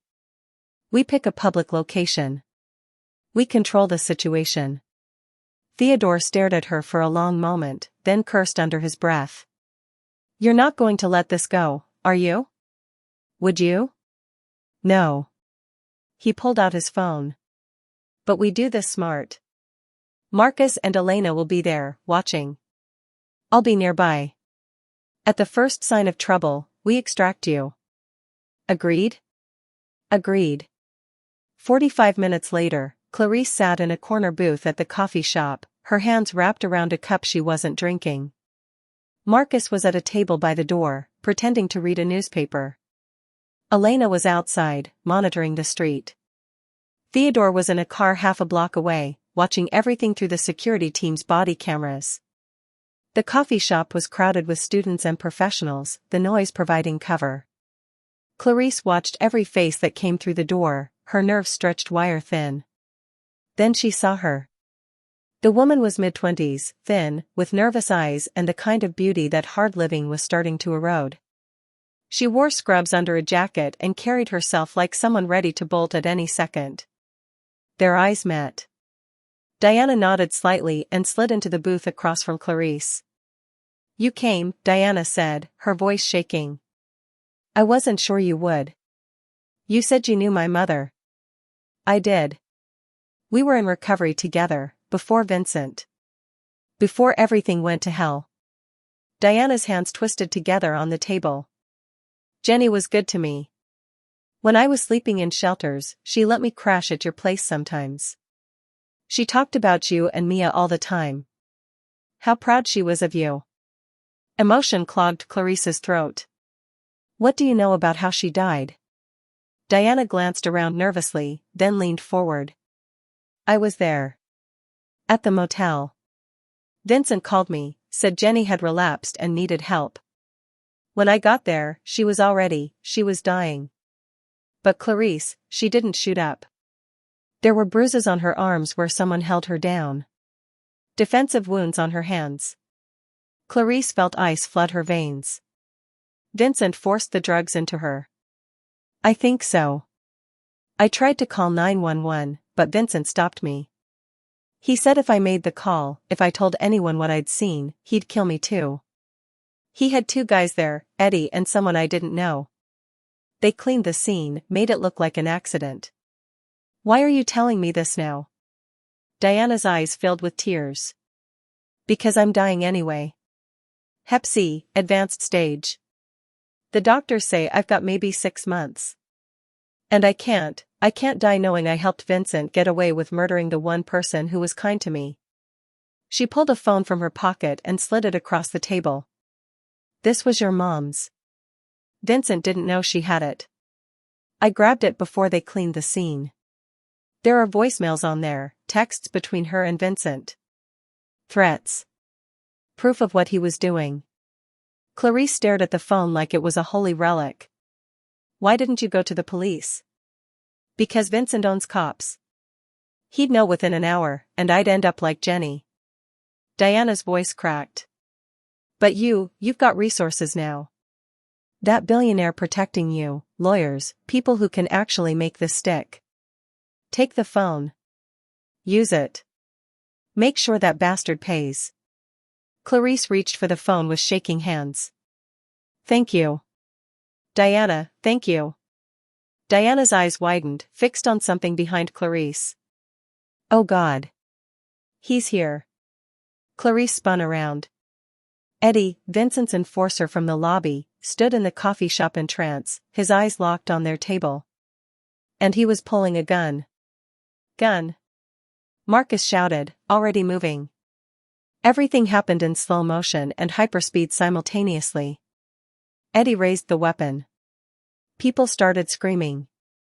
Marcus was running toward them but too far away, too slow. Diana shoved Clarice down under the table. "Run." The first shot shattered the window behind them. Diana's body jerked as the second shot hit her in the shoulder. She collapsed across the booth. Marcus tackled Eddie, and they crashed into a table. The gun went skittering across the floor. Elena burst through the door, weapon drawn. "Everybody down. Down on the ground." Clarice crawled under the table toward Diana, who was bleeding badly, her face white with shock. "Stay with me. Diana, stay with me." "The phone," Diana gasped. "Get the phone to the police. Promise me." "I promise. I swear I will." Diana's eyes were already glazing over. Tell them Jenny fought back. She didn't want to leave you. She fought. Then she went still." "No." Clarice pressed her hands to Diana's wound, trying to stop the bleeding, but there was so much blood, too much blood. Theodore was suddenly there, pulling Clarice away from the body. "We have to go. Now. We can't just leave her. The police are coming. We have to go before Vincent sends more people." Theodore's voice was urgent but gentle as he guided her toward the back exit. "Marcus has Eddie contained. Elena's calling 911. But Clarice, we need to get you somewhere safe. Clarice let herself be pulled away, Diana's phone clutched in her bloody hands. Behind them, sirens wailed, growing closer. They made it to Theodore's car and sped away from the chaos, Elena driving while Marcus stayed behind to give statements to the police. In the back seat, Clarice stared at the phone that had cost Diana her life. Her hands were shaking so badly she could barely hold it. She saved me, Clarice whispered. Diana saved me, and now she's dead because of it. Theodore's arm came around her shoulders. She chose to help you. She said it herself, she couldn't die knowing Vincent got away with murder. Everyone who tries to help me dies. I'm not going to die. And neither are you. Theodore's voice was fierce. Diana gave us exactly what we needed to put Vincent away forever. We're going to use it. We're going to make sure her sacrifice meant something. Clarice looked down at the phone, then up at Theodore. For the first time, she saw the same determination in his eyes that she felt in her own heart. Vincent had taken too much. Her mother. Diana. 8 months of her and Mia's lives. He'd left a trail of bodies in his wake and walked away clean every time. Not anymore. We're going to destroy him, Clarice said quietly. Yes, we are. As they drove through Boston's streets toward the safety of the penthouse, Clarice powered on her mother's phone. The screen lit up, showing dozens of messages, voicemails, texts. Evidence. Proof. Justice. But in the back of her mind, she couldn't shake the image of Diana's dying eyes, or the knowledge that Vincent wouldn't stop until everyone who threatened him was dead. The war had just escalated. And Clarice wasn't sure they were going to survive it. Holy COW, did you see that coming? Diana's sacrifice just changed everything. Drop a comment and tell me how you're feeling right now. Are you Team Theodore and Clarice all the way, or are you worried Vincent's going to win this war? Your comments literally make my day, and if you haven't subscribed yet, now is the time. We're just getting to the most intense part of this story, and you won't want to miss a single second. The district attorney's office moved fast. By midnight, they had Jennifer Loomis's phone, and by morning, warrants were being issued. But Vincent Corleone moved faster. Clarice woke to her new phone buzzing insistently. She grabbed it, disoriented in the unfamiliar luxury of the guest bedroom. The clock read 4:47 a.m. Rebecca's name flashed on the screen. Hello? Clarice's voice was thick with sleep. Clarice, listen to me carefully. Rebecca's tone made Clarice's blood run cold. Vincent made bail an hour ago. Eddie's lawyer got him out on self-defense grounds, claiming Diana was armed. It's bullshit, but the judge bought it temporarily. Clarice sat bolt upright. How is that possible? He shot someone in a crowded coffee shop. Money and corrupt lawyers. The system isn't perfect. Rebecca's voice was tight with fury. But that's not why I'm calling. 20 minutes ago, Mass General reported a security breach. Someone tried to access the ICU where Mia is being treated. The world tilted. Is she okay? Did they get to her? She's fine. Hospital security stopped them before they reached her room. But Clarice, we need to move her. Now. Theodore's arranging a private medical facility, but it's going to take a few hours to set up the transfer. I'm going to the hospital. Clarice was already out of bed, pulling on clothes. That's exactly what Vincent wants. He's trying to draw you out. I don't care what he wants. My sister almost got hurt because of me, and I'm not leaving her alone in that hospital for another second. She hung up and ran to Theodore's room, pounding on the door. He opened it immediately, already dressed despite the hour, his phone to his ear. I know, he said before she could speak. I'm coordinating with the hospital now. We're going to bring Mia here, to the penthouse. I've got a medical team coming to set up equipment. I need to see her. Now. Theodore studied her face, then nodded. I'll have the car ready in 5 minutes. But Clarice, we do this carefully. Security team, armored vehicle, the works. If Vincent's watching the hospital, he's waiting for you to show up. Then let him wait.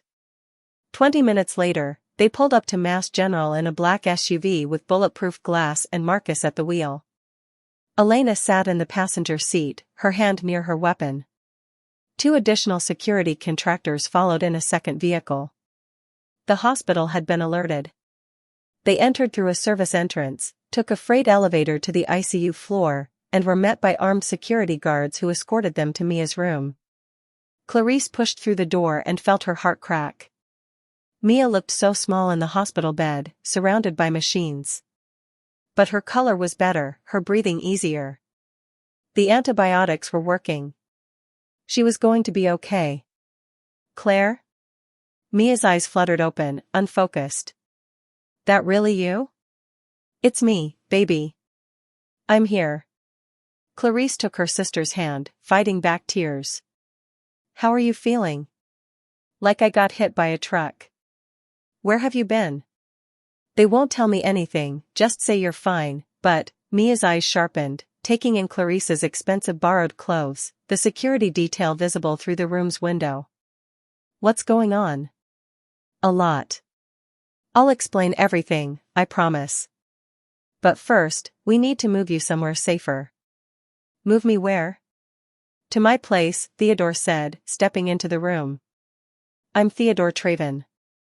I'm helping your sister. Mia's eyes went wide. The billionaire guy? From the news? Guilty. Theodore offered a gentle smile. Your sister saved my life a few days ago. I'm returning the favor by making sure you both have somewhere safe to stay while we deal with a complicated situation. Vincent. Mia's voice went flat. He found us, didn't he? Clarice squeezed her hand. Yes. But we're fighting back this time. We've got lawyers, evidence, protection. This isn't like before. We're not running anymore. Running kept us alive. Running kept us surviving. That's not the same thing. Clarice's voice broke. Mia, I'm so tired of just surviving. Aren't you? Mia's eyes filled with tears. Yeah. Yeah, I am. The door opened and a doctor entered, Dr. Sarah Chen, according to her badge, young and sharp-eyed. Miss Loomis, your sister's stable enough for transport if we do it carefully. I understand Mr. Traven has arranged for a full medical setup at his residence? Everything Mia needs, Theodore confirmed. A nurse on staff, oxygen, medications, monitoring equipment. Dr. Chen, I'd like to hire you as Mia's private physician if you're willing. Dr. Chen blinked. That's highly irregular. I have responsibilities here. Name your price. I'll cover your shifts here and pay triple your salary. Mia needs someone we can trust completely, and the hospital administrator says you're the best. Mr. Traven, I appreciate the offer, but... Please. Clarice found her voice. Someone tried to hurt my sister tonight because of me. The evidence we gave the DA is going to put a very dangerous man in prison, but until that happens, Mia's not safe here. We need help. Dr. Chen looked between Clarice's desperate face and Mia's frightened one. Then she sighed. All right. But I'm doing this for them, not the money. Give me an hour to arrange my schedule and gather supplies. Thank you, Clarice breathed. As Dr. Chen left to make preparations, Theodore's phone buzzed. He glanced at it and his face went pale. What? Clarice demanded. Text from my head of security at Traven Industries. There's been a break-in at my office. They're reviewing footage now, but, he scrolled through rapidly appearing messages. They took files from my personal office. Financial records, property deeds, security plans. Security plans for the penthouse? Theodore's jaw tightened. Yes. The implications hit like a physical blow. Vincent now knew the penthouse layout, the security measures, possibly even the emergency protocols. He's planning something, Clarice said. Something big. Then we need to be ready. Theodore was already making calls. I'm moving you both to a secure location until we can improve security at the penthouse. I own a property in Concord, isolated, defensible, off any public records. We'll go there after we get Mia settled. Running again, Mia said quietly from the bed. Temporarily relocating, Theodore corrected. While we prepare to end this permanently. As they waited for Dr. Chen to return, Clarice stood at the window overlooking the city. Boston was waking up, early commuters, delivery trucks, the ordinary rhythm of lives that didn't include being hunted by murderers. She wanted that ordinary life so badly it hurt. Her phone buzzed. Unknown number. Against her better judgment, she answered. Hello? Clarice. Vincent's voice slithered through the speaker. We need to talk. Clarice's blood froze. Theodore's head snapped up, instantly alert. She put the phone on speaker. I have nothing to say to you. But I have things to say to you. See, you made a mistake, little girl. You poked the bear. You gave the cops your mama's phone, thinking you're so smart, thinking you can put me away. The evidence speaks for itself. Vincent laughed, a sound like broken glass. Evidence can disappear. Witnesses can change their minds. The DA who's so excited about prosecuting me? He's got a daughter at Boston College. Real pretty girl. Would be a shame if something happened to her. You're threatening a prosecutor's daughter? Clarice's voice shook with rage. That's going to add years to your sentence.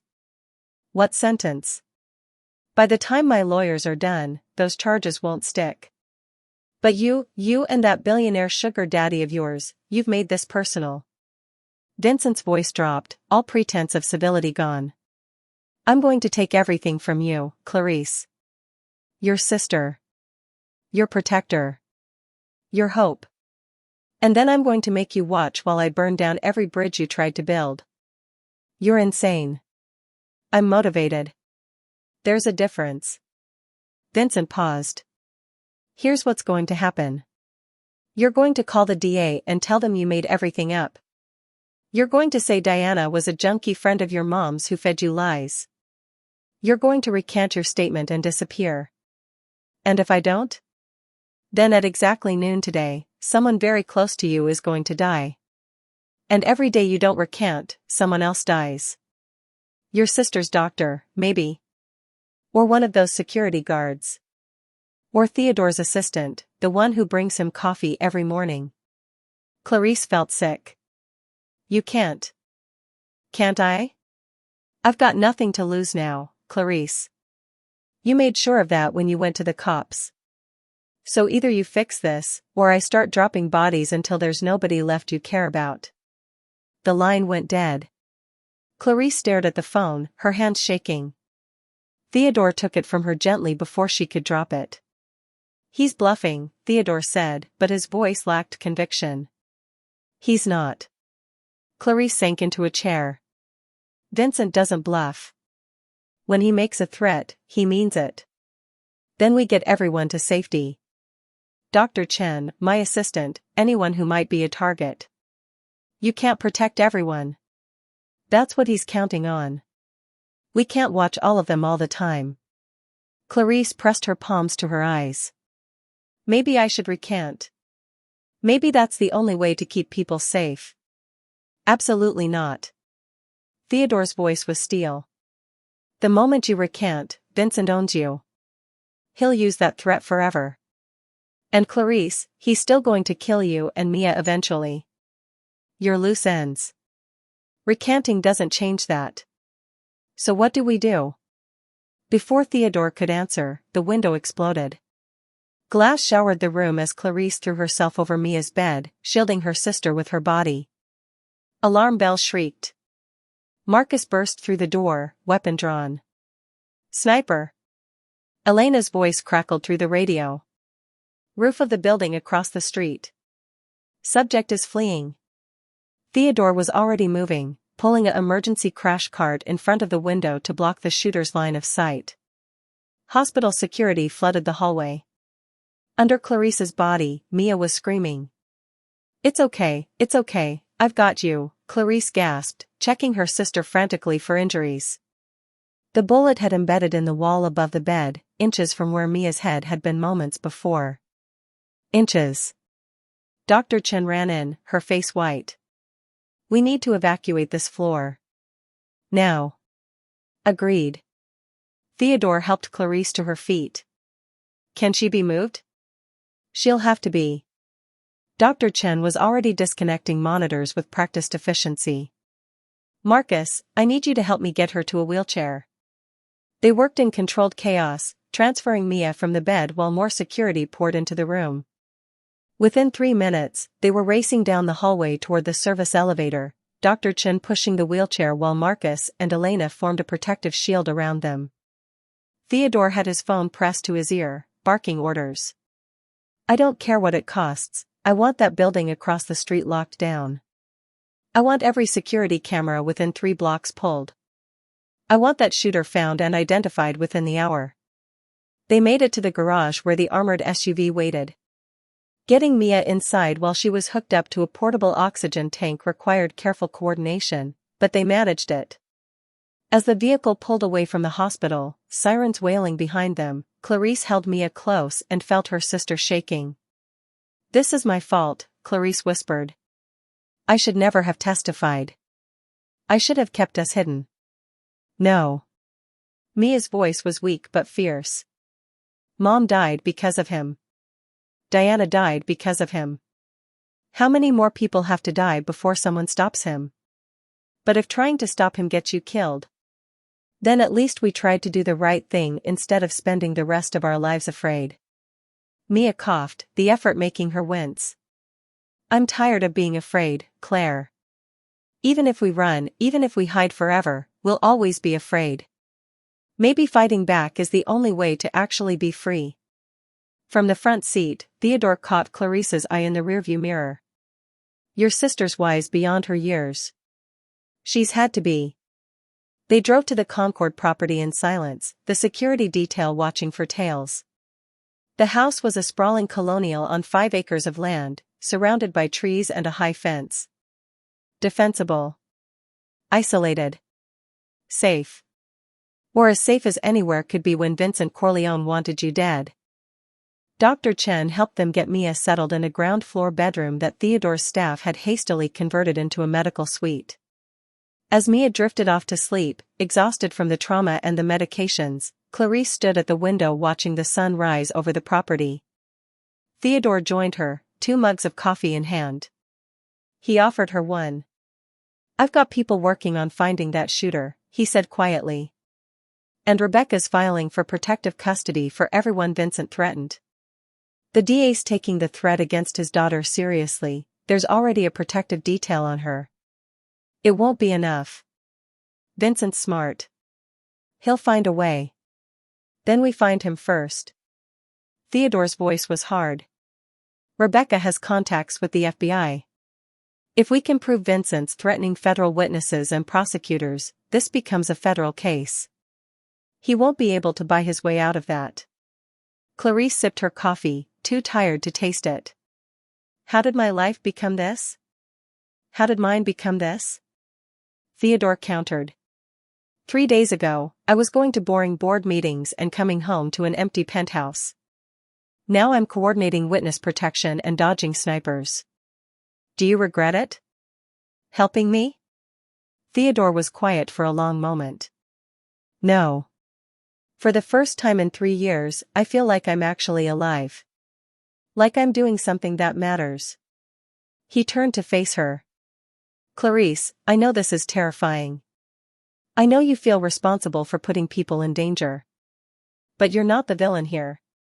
Vincent is. And people like him only win when good people are too afraid to fight back. People keep dying when they fight back. People die when they don't fight back too. At least this way, we die trying to make I don't go into custody. I give the statement at a police station, on my own terms, with my lawyer present. I tell them about Vincent, about my mother's murder, about the attempts on Mia's life. I make it clear that Theodore didn't kidnap us, he saved us. Clarice's voice strengthened. And I do it publicly. Press conference. Cameras everywhere. Make it impossible for Vincent to spin the narrative. Theodore was shaking his head. You'd be making yourself a target. I'm already a target. But this way, at least people know the truth. At least when Vincent comes for me, the world will know exactly who's responsible.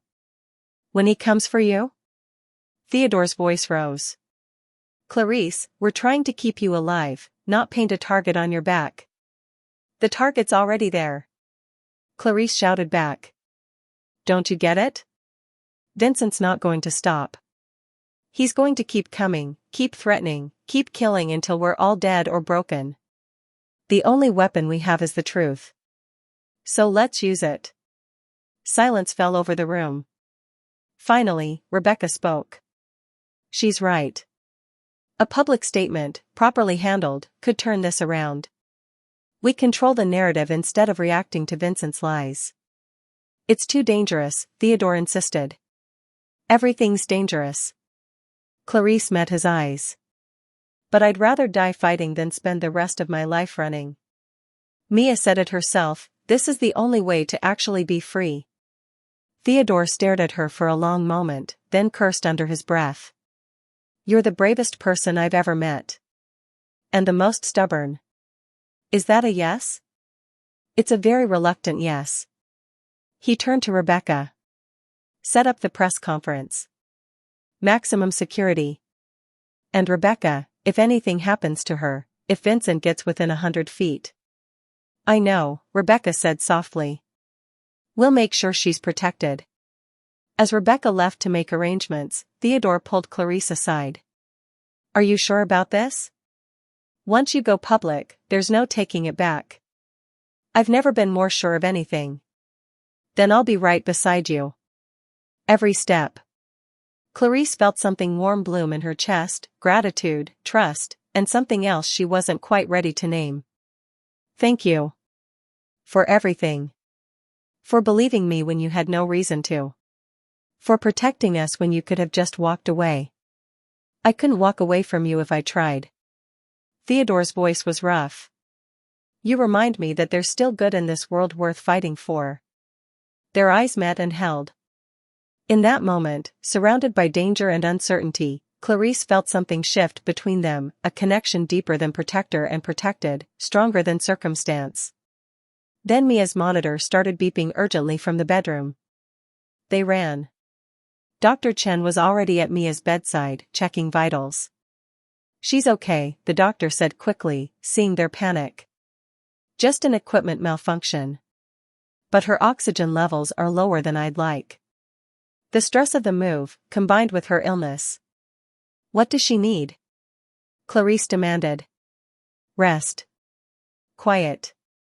Stability. Dr. Chen gave her a meaningful look. Things you can't give her while you're in the middle of a war. The words hit like a punch. Clarice sank into the chair beside Mia's bed and took her sleeping sister's hand. Dr. Chen was right. Every minute Clarice stayed close to Mia, she put her sister in danger. Every choice she made to fight Vincent escalated the threat level. But running hadn't worked. Hiding hadn't worked. Maybe the only way to truly protect Mia was to end this, once and for all. Even if it cost Clarice everything. She looked up at Theodore, who stood in the doorway watching her with an expression she couldn't quite read. Set up the press conference, she said. Tomorrow. I'm ready to tell my story. Theodore nodded slowly. Then let's make sure the world is ready to listen. Outside, storm clouds gathered over Boston. Somewhere in the city, Vincent Corleone was planning his next move. And Clarice Loomis, a 17-year-old girl who'd been running for 8 months, was about to stop running and start fighting. The war was entering its final phase. And only one side would walk away. This is getting intense. I need to know, do you think Clarice is making the right choice going public, or is she walking into Vincent's trap? Drop your thoughts in the comments because I'm on the edge of my seat right now. And please, if you haven't subscribed yet, do it now. You've come this far with Clarice and Theodore, you need to see how this ends. I promise you, what's coming next is going to be absolutely explosive. The quiet of the Concord house was a lie. Every creak of the old colonial building sounded like an approaching footstep, every rustle of leaves in the wind like a whisper of threat. Sleep was impossible. Clarice sat in the dark living room, her mother's phone clutched in her hand like a talisman, scrolling through old messages and photos, searching for a ghost. Theodore found her there at 3 a.m., a silhouette in the doorway. Can't sleep either? My head won't shut off, she admitted, her voice raw. I keep thinking about the press conference. About what happens if it doesn't work. What if I make things worse? He walked over and sat in the armchair opposite her, the space between them charged with the unsaid terrors of the day. Then we deal with worse when it comes. But Clarice, you're not facing it alone. Not anymore. His gaze was steady, a promise in the darkness. I'm with you. All the way. Something in his quiet certainty gave her an anchor. She nodded, turning her attention back to the phone. I feel like there's something I'm missing. Something my mom would have left. She opened a folder of innocuous-looking apps her mother had downloaded, a silly game, a step counter, a notes app called My Garden. On a whim, driven by a flicker of memory, she opened it. The screen showed a simple list: roses, water weekly, tulips, plant in fall. But there was a settings icon in the corner. Clarice tapped it. A password prompt appeared. Her heart started to beat faster. She tried Mia's birthday. Access denied. Her own birthday. Access denied. Their mother's sobriety date. Access denied. Frustrated, she stared at the screen. What would her mother, a woman who'd felt abandoned by her own family but loved her daughters fiercely, use? A memory surfaced, her mom, on a rare good day, talking about her own mother. Grandma Helen always loved roses. Clarice typed in her grandmother's birthday. The app transformed. The simple gardening notes dissolved, replaced by a detailed ledger. Columns of names, dates, and numbers. JD BPD $5,000, 3/14. MR DCF $2,000, 4/2. It was a meticulously kept record of every bribe Vincent had ever paid. The initials of cops, social workers, even a low-level court clerk.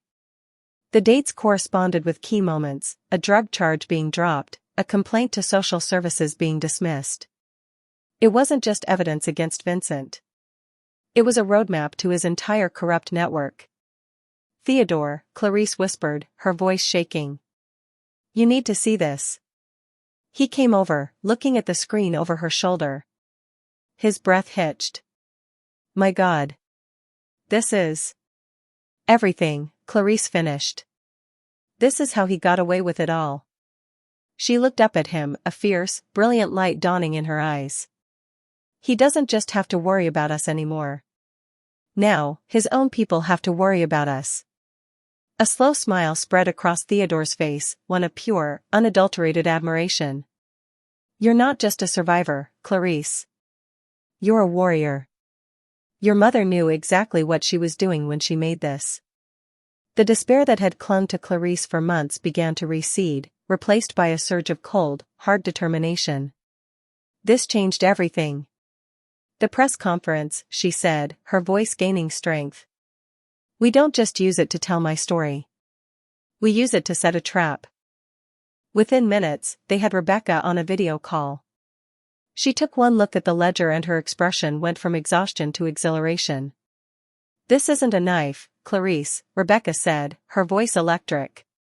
This is a tactical nuke. We can bring down his whole organization. A new plan formed, fast and dangerous. They wouldn't release the whole ledger. They would leak one name, a high-ranking police officer on Vincent's payroll, to a trusted contact at the FBI an hour before the press conference. It would be just enough to send a shockwave through Vincent's network, to make his allies panic. To make them see Vincent not as their protector, but as their biggest liability. The press conference will be the bait, Theodore said, pacing the room with newfound energy. Vincent will think it's about you telling your sob story. He won't know we're dismantling his empire from the inside out until it's too late. He'll get desperate. He'll try to stop you. And when he does, Clarice said, her eyes meeting Theodore's, we'll be ready. For the first time since this nightmare began, they weren't just reacting. They were hunting. Hope, sharp and dangerous, filled the room. This was their chance, the one they'd been praying for. Theodore stopped pacing and looked at Clarice, a new depth of emotion in his eyes. You did this. You found the key. After everything he's put you through, you're the one who's going to bring him down. She finally allowed herself to believe it. No. We are. The coming dawn no longer felt like a threat. It felt like a promise. The final battle was coming, and for the first time, Clarice Loomis knew they were going to win. The tide has turned. That ledger changes everything. Are you as excited as I am? Let me know in the comments what you think Vincent will do when he realizes his whole world is crumbling. And if you're not subscribed, you are missing out. Hit that button because the climax is next, and it's going to be epic. The press conference was chaos. Held in a ballroom at one of Theodore's downtown hotels, the room was packed with reporters, cameras, and a heavy presence of both private security and uniformed police. The FBI leak had worked exactly as planned. An hour before Clarice was scheduled to speak, news broke that a decorated Boston police captain was being investigated for corruption linked to the Vincent Corleone case. Panic was spreading through the city's underbelly. Clarice stood backstage with Theodore, watching the frenzy on a monitor. Her heart hammered against her ribs, but it was a different kind of fear now, the fear of a soldier before a battle she'd chosen to fight. You ready? Theodore asked, his hand hovering near her shoulder, a silent offer of support. No, she said honestly, then took a breath. But it's time. He smiled, a look of profound pride on his face. Go get him, Clarice.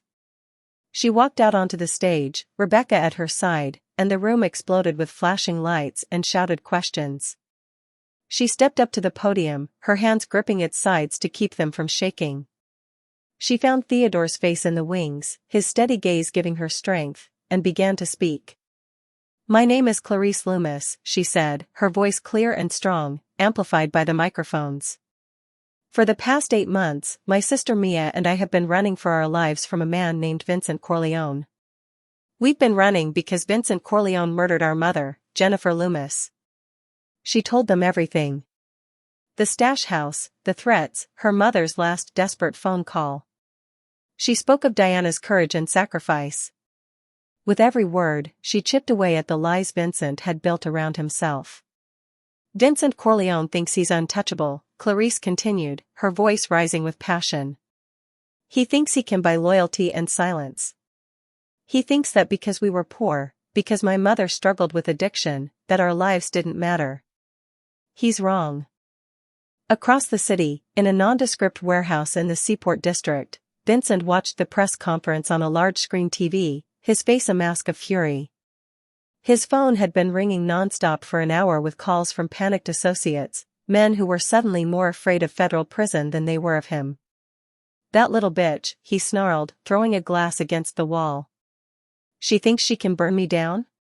She's not just burning you, Vince, Eddie said from the corner, looking nervous. She's burning all of us. The feds just picked up Captain Riley. They're going to start flipping people. Then we end it. Now. Vincent grabbed his jacket and a duffel bag from under a table. The girls are still at the Concord house. That's where we'll hit them. Traven and the girl are downtown, thinking they're safe. They won't see it coming. Vince, maybe we should just lay low. Shut up, Eddie. We're not running. We're finishing this. He pulled a submachine gun from the duffel bag. You with me? Eddie looked at the gun, then at Vincent's wild eyes, and knew he had no choice. Back at the hotel, Clarice was wrapping up her statement. The evidence we've provided to the FBI will show just how deep Vincent's corruption runs. He's not a powerful man. He's a parasite who preys on the vulnerable. And today, his reign of terror ends. As the room erupted in a new wave of questions, Theodore's phone buzzed with an urgent text from Marcus, who was back at the Concord house with Mia and Dr. Chen. Breach. Multiple hostiles on property. North perimeter. We are under attack. Theodore's blood went cold. He grabbed Clarice's arm as she stepped away from the podium. We have to go. Vincent's at the house. The trap had been sprung. But not where they expected. The ride to Concord was a blur of speed and flashing lights, their armored SUV tearing up the highway with a police escort. Rebecca had scrambled. Theodore was on a secure line with Marcus, getting a terrifying play-by-play. They've cut the power. Marcus's voice crackled over the speaker. We're on backup generators. 2 of my men are down. There are at least 4 of them, maybe more. We've barricaded ourselves in the main house with Mia and the doctor. Hold them off, Marcus. We're 10 minutes out. They're trying to breach the front door. They have explosives. Theodore looked at Clarice, her face a pale mask of terror. We're not going to make it in time. Clarice's eyes darted around the SUV's interior, then landed on the schematics of the Concord house Theodore had been studying earlier, still displayed on a tablet. An idea, desperate and insane, sparked in her mind. The old root cellar, she said, grabbing the tablet. It connects to the main house through a hidden passage in the pantry. It was on the original blueprints. Does Marcus know about it? I don't know, it's not on the modern security plans. Theodore immediately relayed the information. Marcus, there's a hidden passage in the pantry leading to a root cellar. The exterior entrance is 50 yards northeast of the main house, hidden under a stone well cover. Copy that. Marcus yelled over the sound of gunfire. We're pinned down in the living room, can't get to the pantry. They're through the door. Marcus. Marcus, what's your status? The line went dead. No, Clarice whispered, her hands clenched. He's still alive, Theodore said, his voice grim. He just cut the line to focus on the fight. But they're inside the house now. With Mia. There has to be something we can do. Clarice stared at the schematics, her mind racing. The root cellar. If we can get inside without them knowing, we can come up behind them. Clarice, that's insane. Vincent's men are armed for war. We'd be walking into a massacre. What other choice do we have? Wait for the police to get there and find everyone dead? She met his eyes, her own burning with a fierce, protective fire he recognized from the first night in the alley. Mia is in that house. I'm not waiting. Theodore saw the same choice he'd faced with Sarah, follow the rules and risk losing everything, or break them and fight. This time, he wouldn't make the wrong decision. Okay, he said, his voice steady. But we're not going in empty-handed. He opened a locked compartment under his seat, revealing 2 handguns and several magazines. Can you use one of these? Clarice stared at the weapon, then nodded grimly. Her father, a hunter, had taught her to shoot years ago, before he'd left them.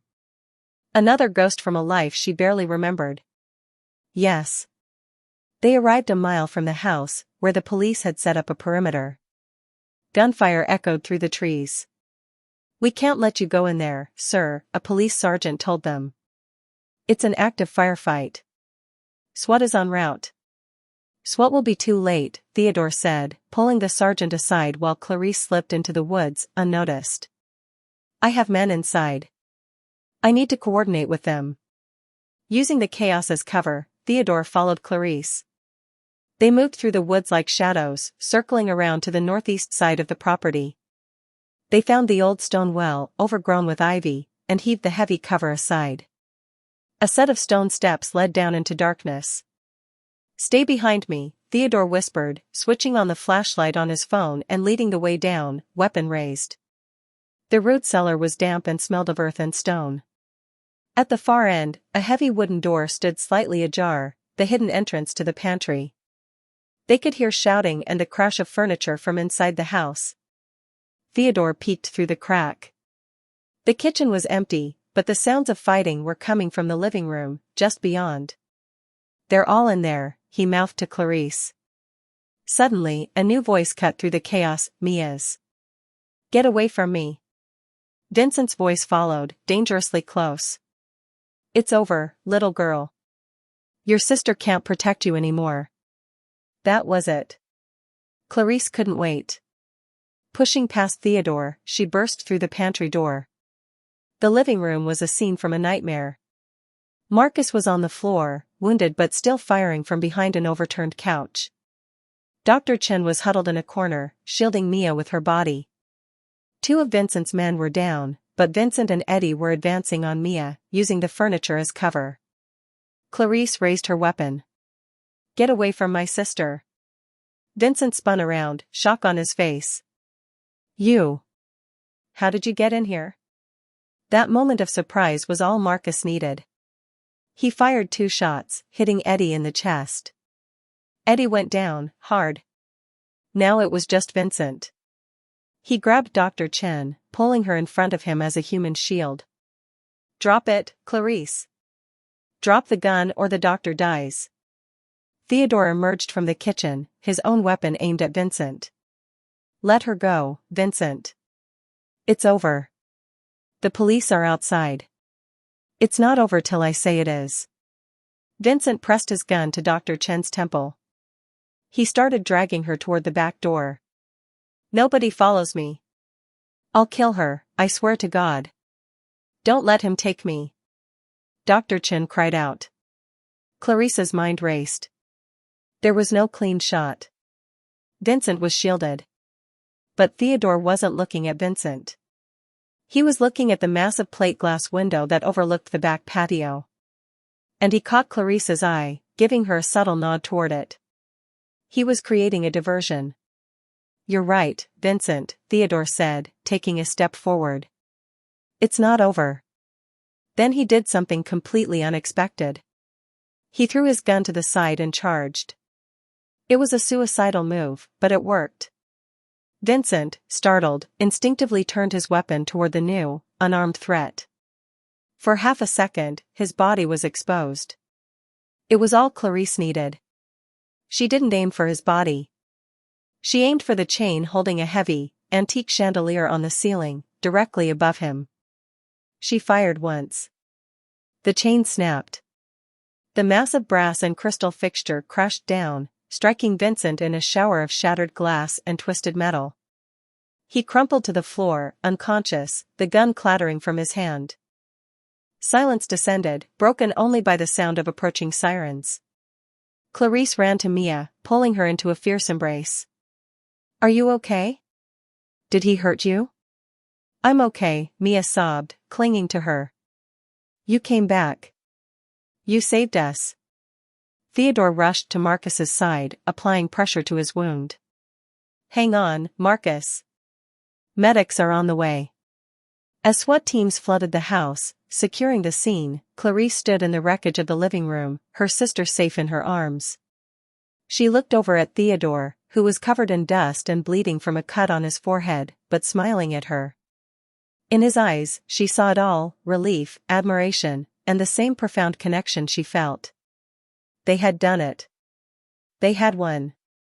3 months later, autumn painted Boston in shades of gold and crimson. Clarice stood at the floor-to-ceiling windows of Theodore's penthouse, her penthouse now, too, she was learning to accept, watching leaves spiral down past the glass. So much had changed. Vincent Corleone was in federal custody awaiting trial on charges of murder, drug trafficking, witness intimidation, and corruption. The ledger her mother had kept brought down 17 corrupt officials across 3 departments. The FBI was calling it the biggest organized crime bust in Boston's history. Diana's death hadn't been in vain. Neither had her mother's. "Hey, daydreamer." Mia's voice pulled her from her thoughts. Her sister looked healthier than Clarice had seen her in years, cheeks full of color, eyes bright, wearing the uniform of her new private school. "I need you to quiz me on Spanish vocab before my test." "Since when do you voluntarily ask for quizzing?" Clarice teased, but she was already reaching for Mia's flashcards. Since I realized I actually like school when I'm not worried about being murdered. Mia grinned, flopping onto the couch. Weird how that works. The transformation in Mia over the past 3 months had been remarkable. With proper medical care, regular meals, and the security of knowing they were safe, she'd blossomed. She'd started therapy, they both had, and was slowly becoming the carefree teenager she'd never been allowed to be. Dr. Chen, who'd recovered fully from her ordeal and now served as the family physician for both girls, said Mia's lung function was nearly back to normal. The pneumonia that had almost killed her was just a memory now. Theodore emerged from his home office, loosening his tie. Since taking guardianship of the girls, he'd started working from home more, delegating responsibilities at Traven Industries to spend time with his unexpected family. How was the board meeting? Clarice asked. Tedious. But successful. He smiled. They approved the foundation. The Loomis Foundation, funded by Theodore but conceived by Clarice, would provide housing, legal assistance, and resources for teenagers escaping dangerous situations. Everything she and Mia had needed and couldn't find. The irony wasn't lost on her. Vincent's attempt to destroy them had instead given her the platform and resources to help thousands of kids like her. That's amazing, Clarice said, feeling warmth spread through her chest. It was your idea. You should be the one running it. Theodore crossed to the kitchen, moving with the comfortable ease of someone who'd grown accustomed to sharing his space. Have you thought more about my offer? He wanted her to be the foundation's youth director once she turned 18 in 2 months. It was a real job, with real responsibilities, using her experience to make a difference. The idea still felt surreal. I'm thinking about it, she admitted. But Theodore, I still want to finish high school. Maybe even go to college. You can do both. Online classes, tutors, whatever you need. He pulled ingredients from the refrigerator.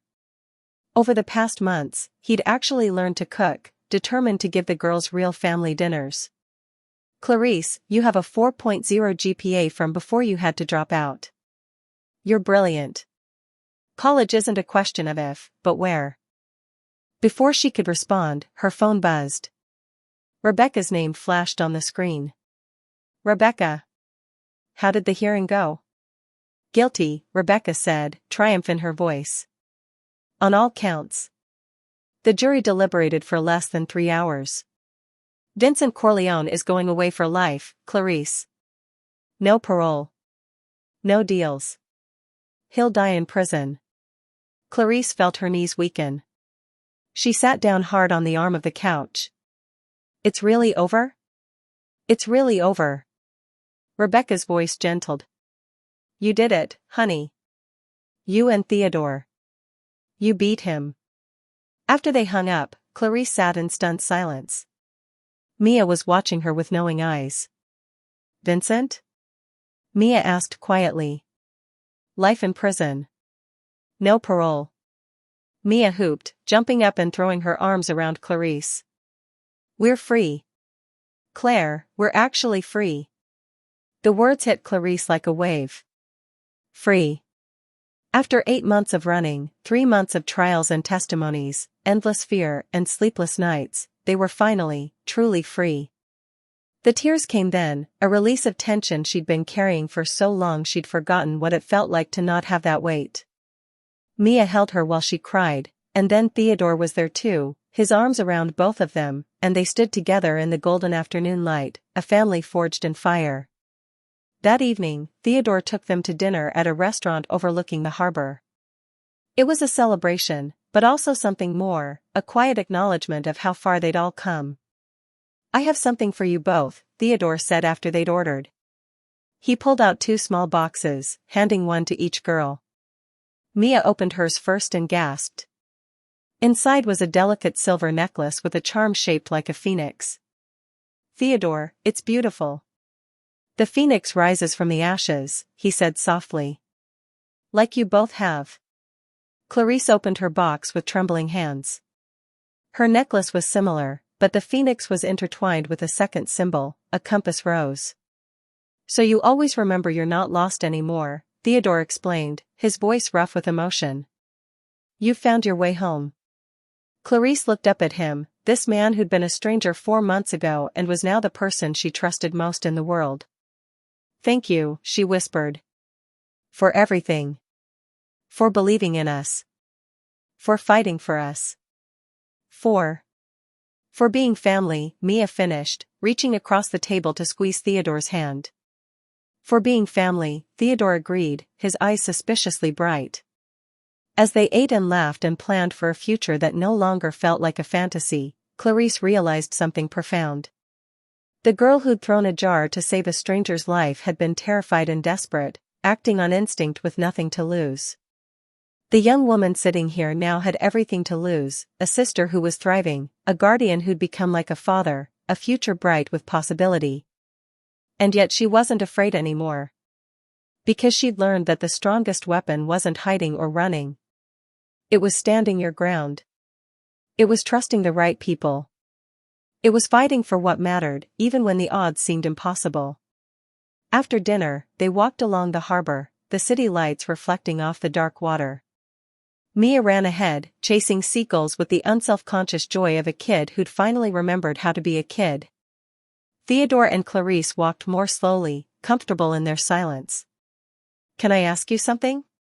Clarice said finally. "Anything." "Why me?" "Really? I know you said it was about Sarah, about having a second chance. But there has to be more to it." Theodore was quiet for a long moment, watching Mia's silhouette against the lights. "That first night in the alley, when you threw that jar, you know what I saw?" "What?" "Someone who cared more about doing the right thing than staying safe. Someone who had the courage I'd lost." He turned to face her, his expression open and honest. "You reminded me who I used to be. Who I wanted to be again. Helping you wasn't charity, Clarice. It was finding my way back to myself. We saved each other, then." "Yeah. I think we did." They stood at the railing, watching the boats drift by in the darkness. Clarice thought about her mother, who'd made terrible choices but had still loved her daughters enough to create the evidence that would eventually save them. She thought about Diana, who'd chosen truth over safety in her final days. She thought about every choice, every sacrifice, every moment of courage that had led to this peaceful evening. "I'm going to take the job," Clarice said suddenly. "With the foundation. And I'm going to finish high school and go to college. I'm going to help other kids who are running and scared and think nobody cares about them." Theodore smiled. "I know you will. You're going to change lives, Clarice." "We're going to change lives," she corrected. "This is a partnership, remember?"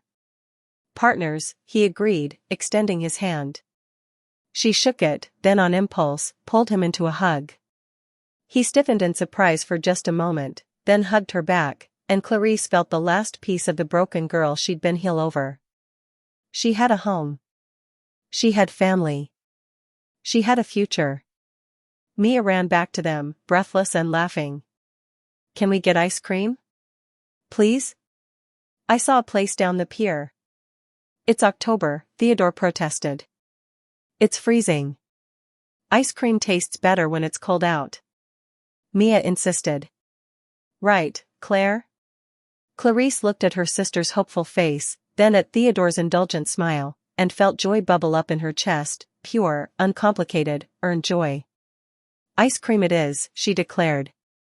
As they walked toward the pier, Mia between them chattering about her classes and friends and all the beautiful, normal things that filled her life now, Clarice sent a silent thank you to her mother, to Diana, to everyone who'd fought so she could have this moment. The city sparkled around them, full of possibility and promise. The nightmare was over. The healing had begun. And for the first time in as long as she could remember, Clarice Loomis wasn't just surviving. She was living. 6 months later. Epilogue. The Loomis Foundation's grand opening drew a crowd that spilled out of the renovated building in Dorchester and onto the street. News cameras captured Theodore cutting the ribbon while Clarice and Mia stood beside him, all three beaming. Inside, the center offered everything Clarice had once desperately needed: emergency housing, counseling, legal aid, job training, and most importantly, hope. The walls were painted in warm colors and covered with photos of kids who'd found help here, their smiles testament to the Foundation's mission. Clarice, now 18 and officially the Youth Services Director, gave the opening speech. Her voice was steady and strong as she told a sanitized version of her story, careful not to traumatize the younger kids in attendance but honest about the darkness she'd survived. "This place exists because people believed in second chances," she concluded. "Because a stranger in an alley decided to help instead of look away. Because courage isn't about never being afraid, it's about fighting for what's right even when you're terrified. Every person who walks through these doors matters. Your life matters. Your story matters. And we're here to help you write the next chapter." The applause was thunderous. After the ceremony, as volunteers gave tours and kids explored the facility, Clarice found a quiet moment in her new office.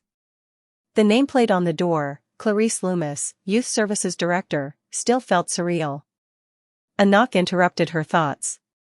Rebecca poked her head in, holding a manila folder. "Got a minute?" "For you?"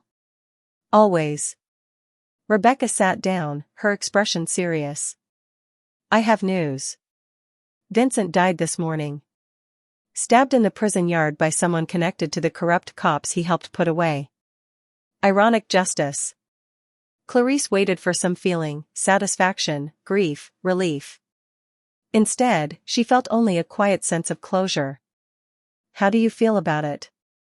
"Like a chapter's ended," Clarice said honestly. "He can't hurt anyone else now." "No. He can't." Rebecca smiled. "Your mother would be proud of you, Clarice. What you've built here, the lives you're going to change, this is a hell of a legacy." After Rebecca left, Clarice stood at her office window looking down at the street where kids were laughing, volunteers were organizing supplies, and hope was being rebuilt one life at a time. Her phone buzzed. "Theodore, dinner tonight? Mia wants to try that new Thai place." Clarice smiled and typed back, "Sounds perfect. Family dinner." Family. The word that once meant loss and pain now meant everything good in her life. She touched the phoenix necklace at her throat, feeling its weight, a reminder of the ashes she'd risen from. Then Clarice Loomis, survivor, warrior, and guardian angel to kids who needed someone to believe in them, went back to work. The past couldn't be changed. But the future? The future was hers to write. And it was going to be beautiful. The end. Wow. What a journey this has been. From that terrifying alley to this moment of triumph and hope, Clarice, Mia, and Theodore found their way home. I need to know, what was your favorite moment from this entire story? Was it the press conference? The final showdown? The ice cream scene? Drop your thoughts in the comments because I love hearing from you all. And if this story moved you, if you felt every twist and turn with these characters, please hit that subscribe button if you haven't already. There are so many more stories like this one coming, tales of courage and redemption and the power of choosing to fight for what's right. Thank you for being here. Thank you for reading Clarice's story. Thank you for believing, just like Theodore did, that sometimes the bravest thing we can do is help a stranger in need. Until next time, remember, you matter. Your story matters. And you never know when one act of courage might change everything. See you in the next story.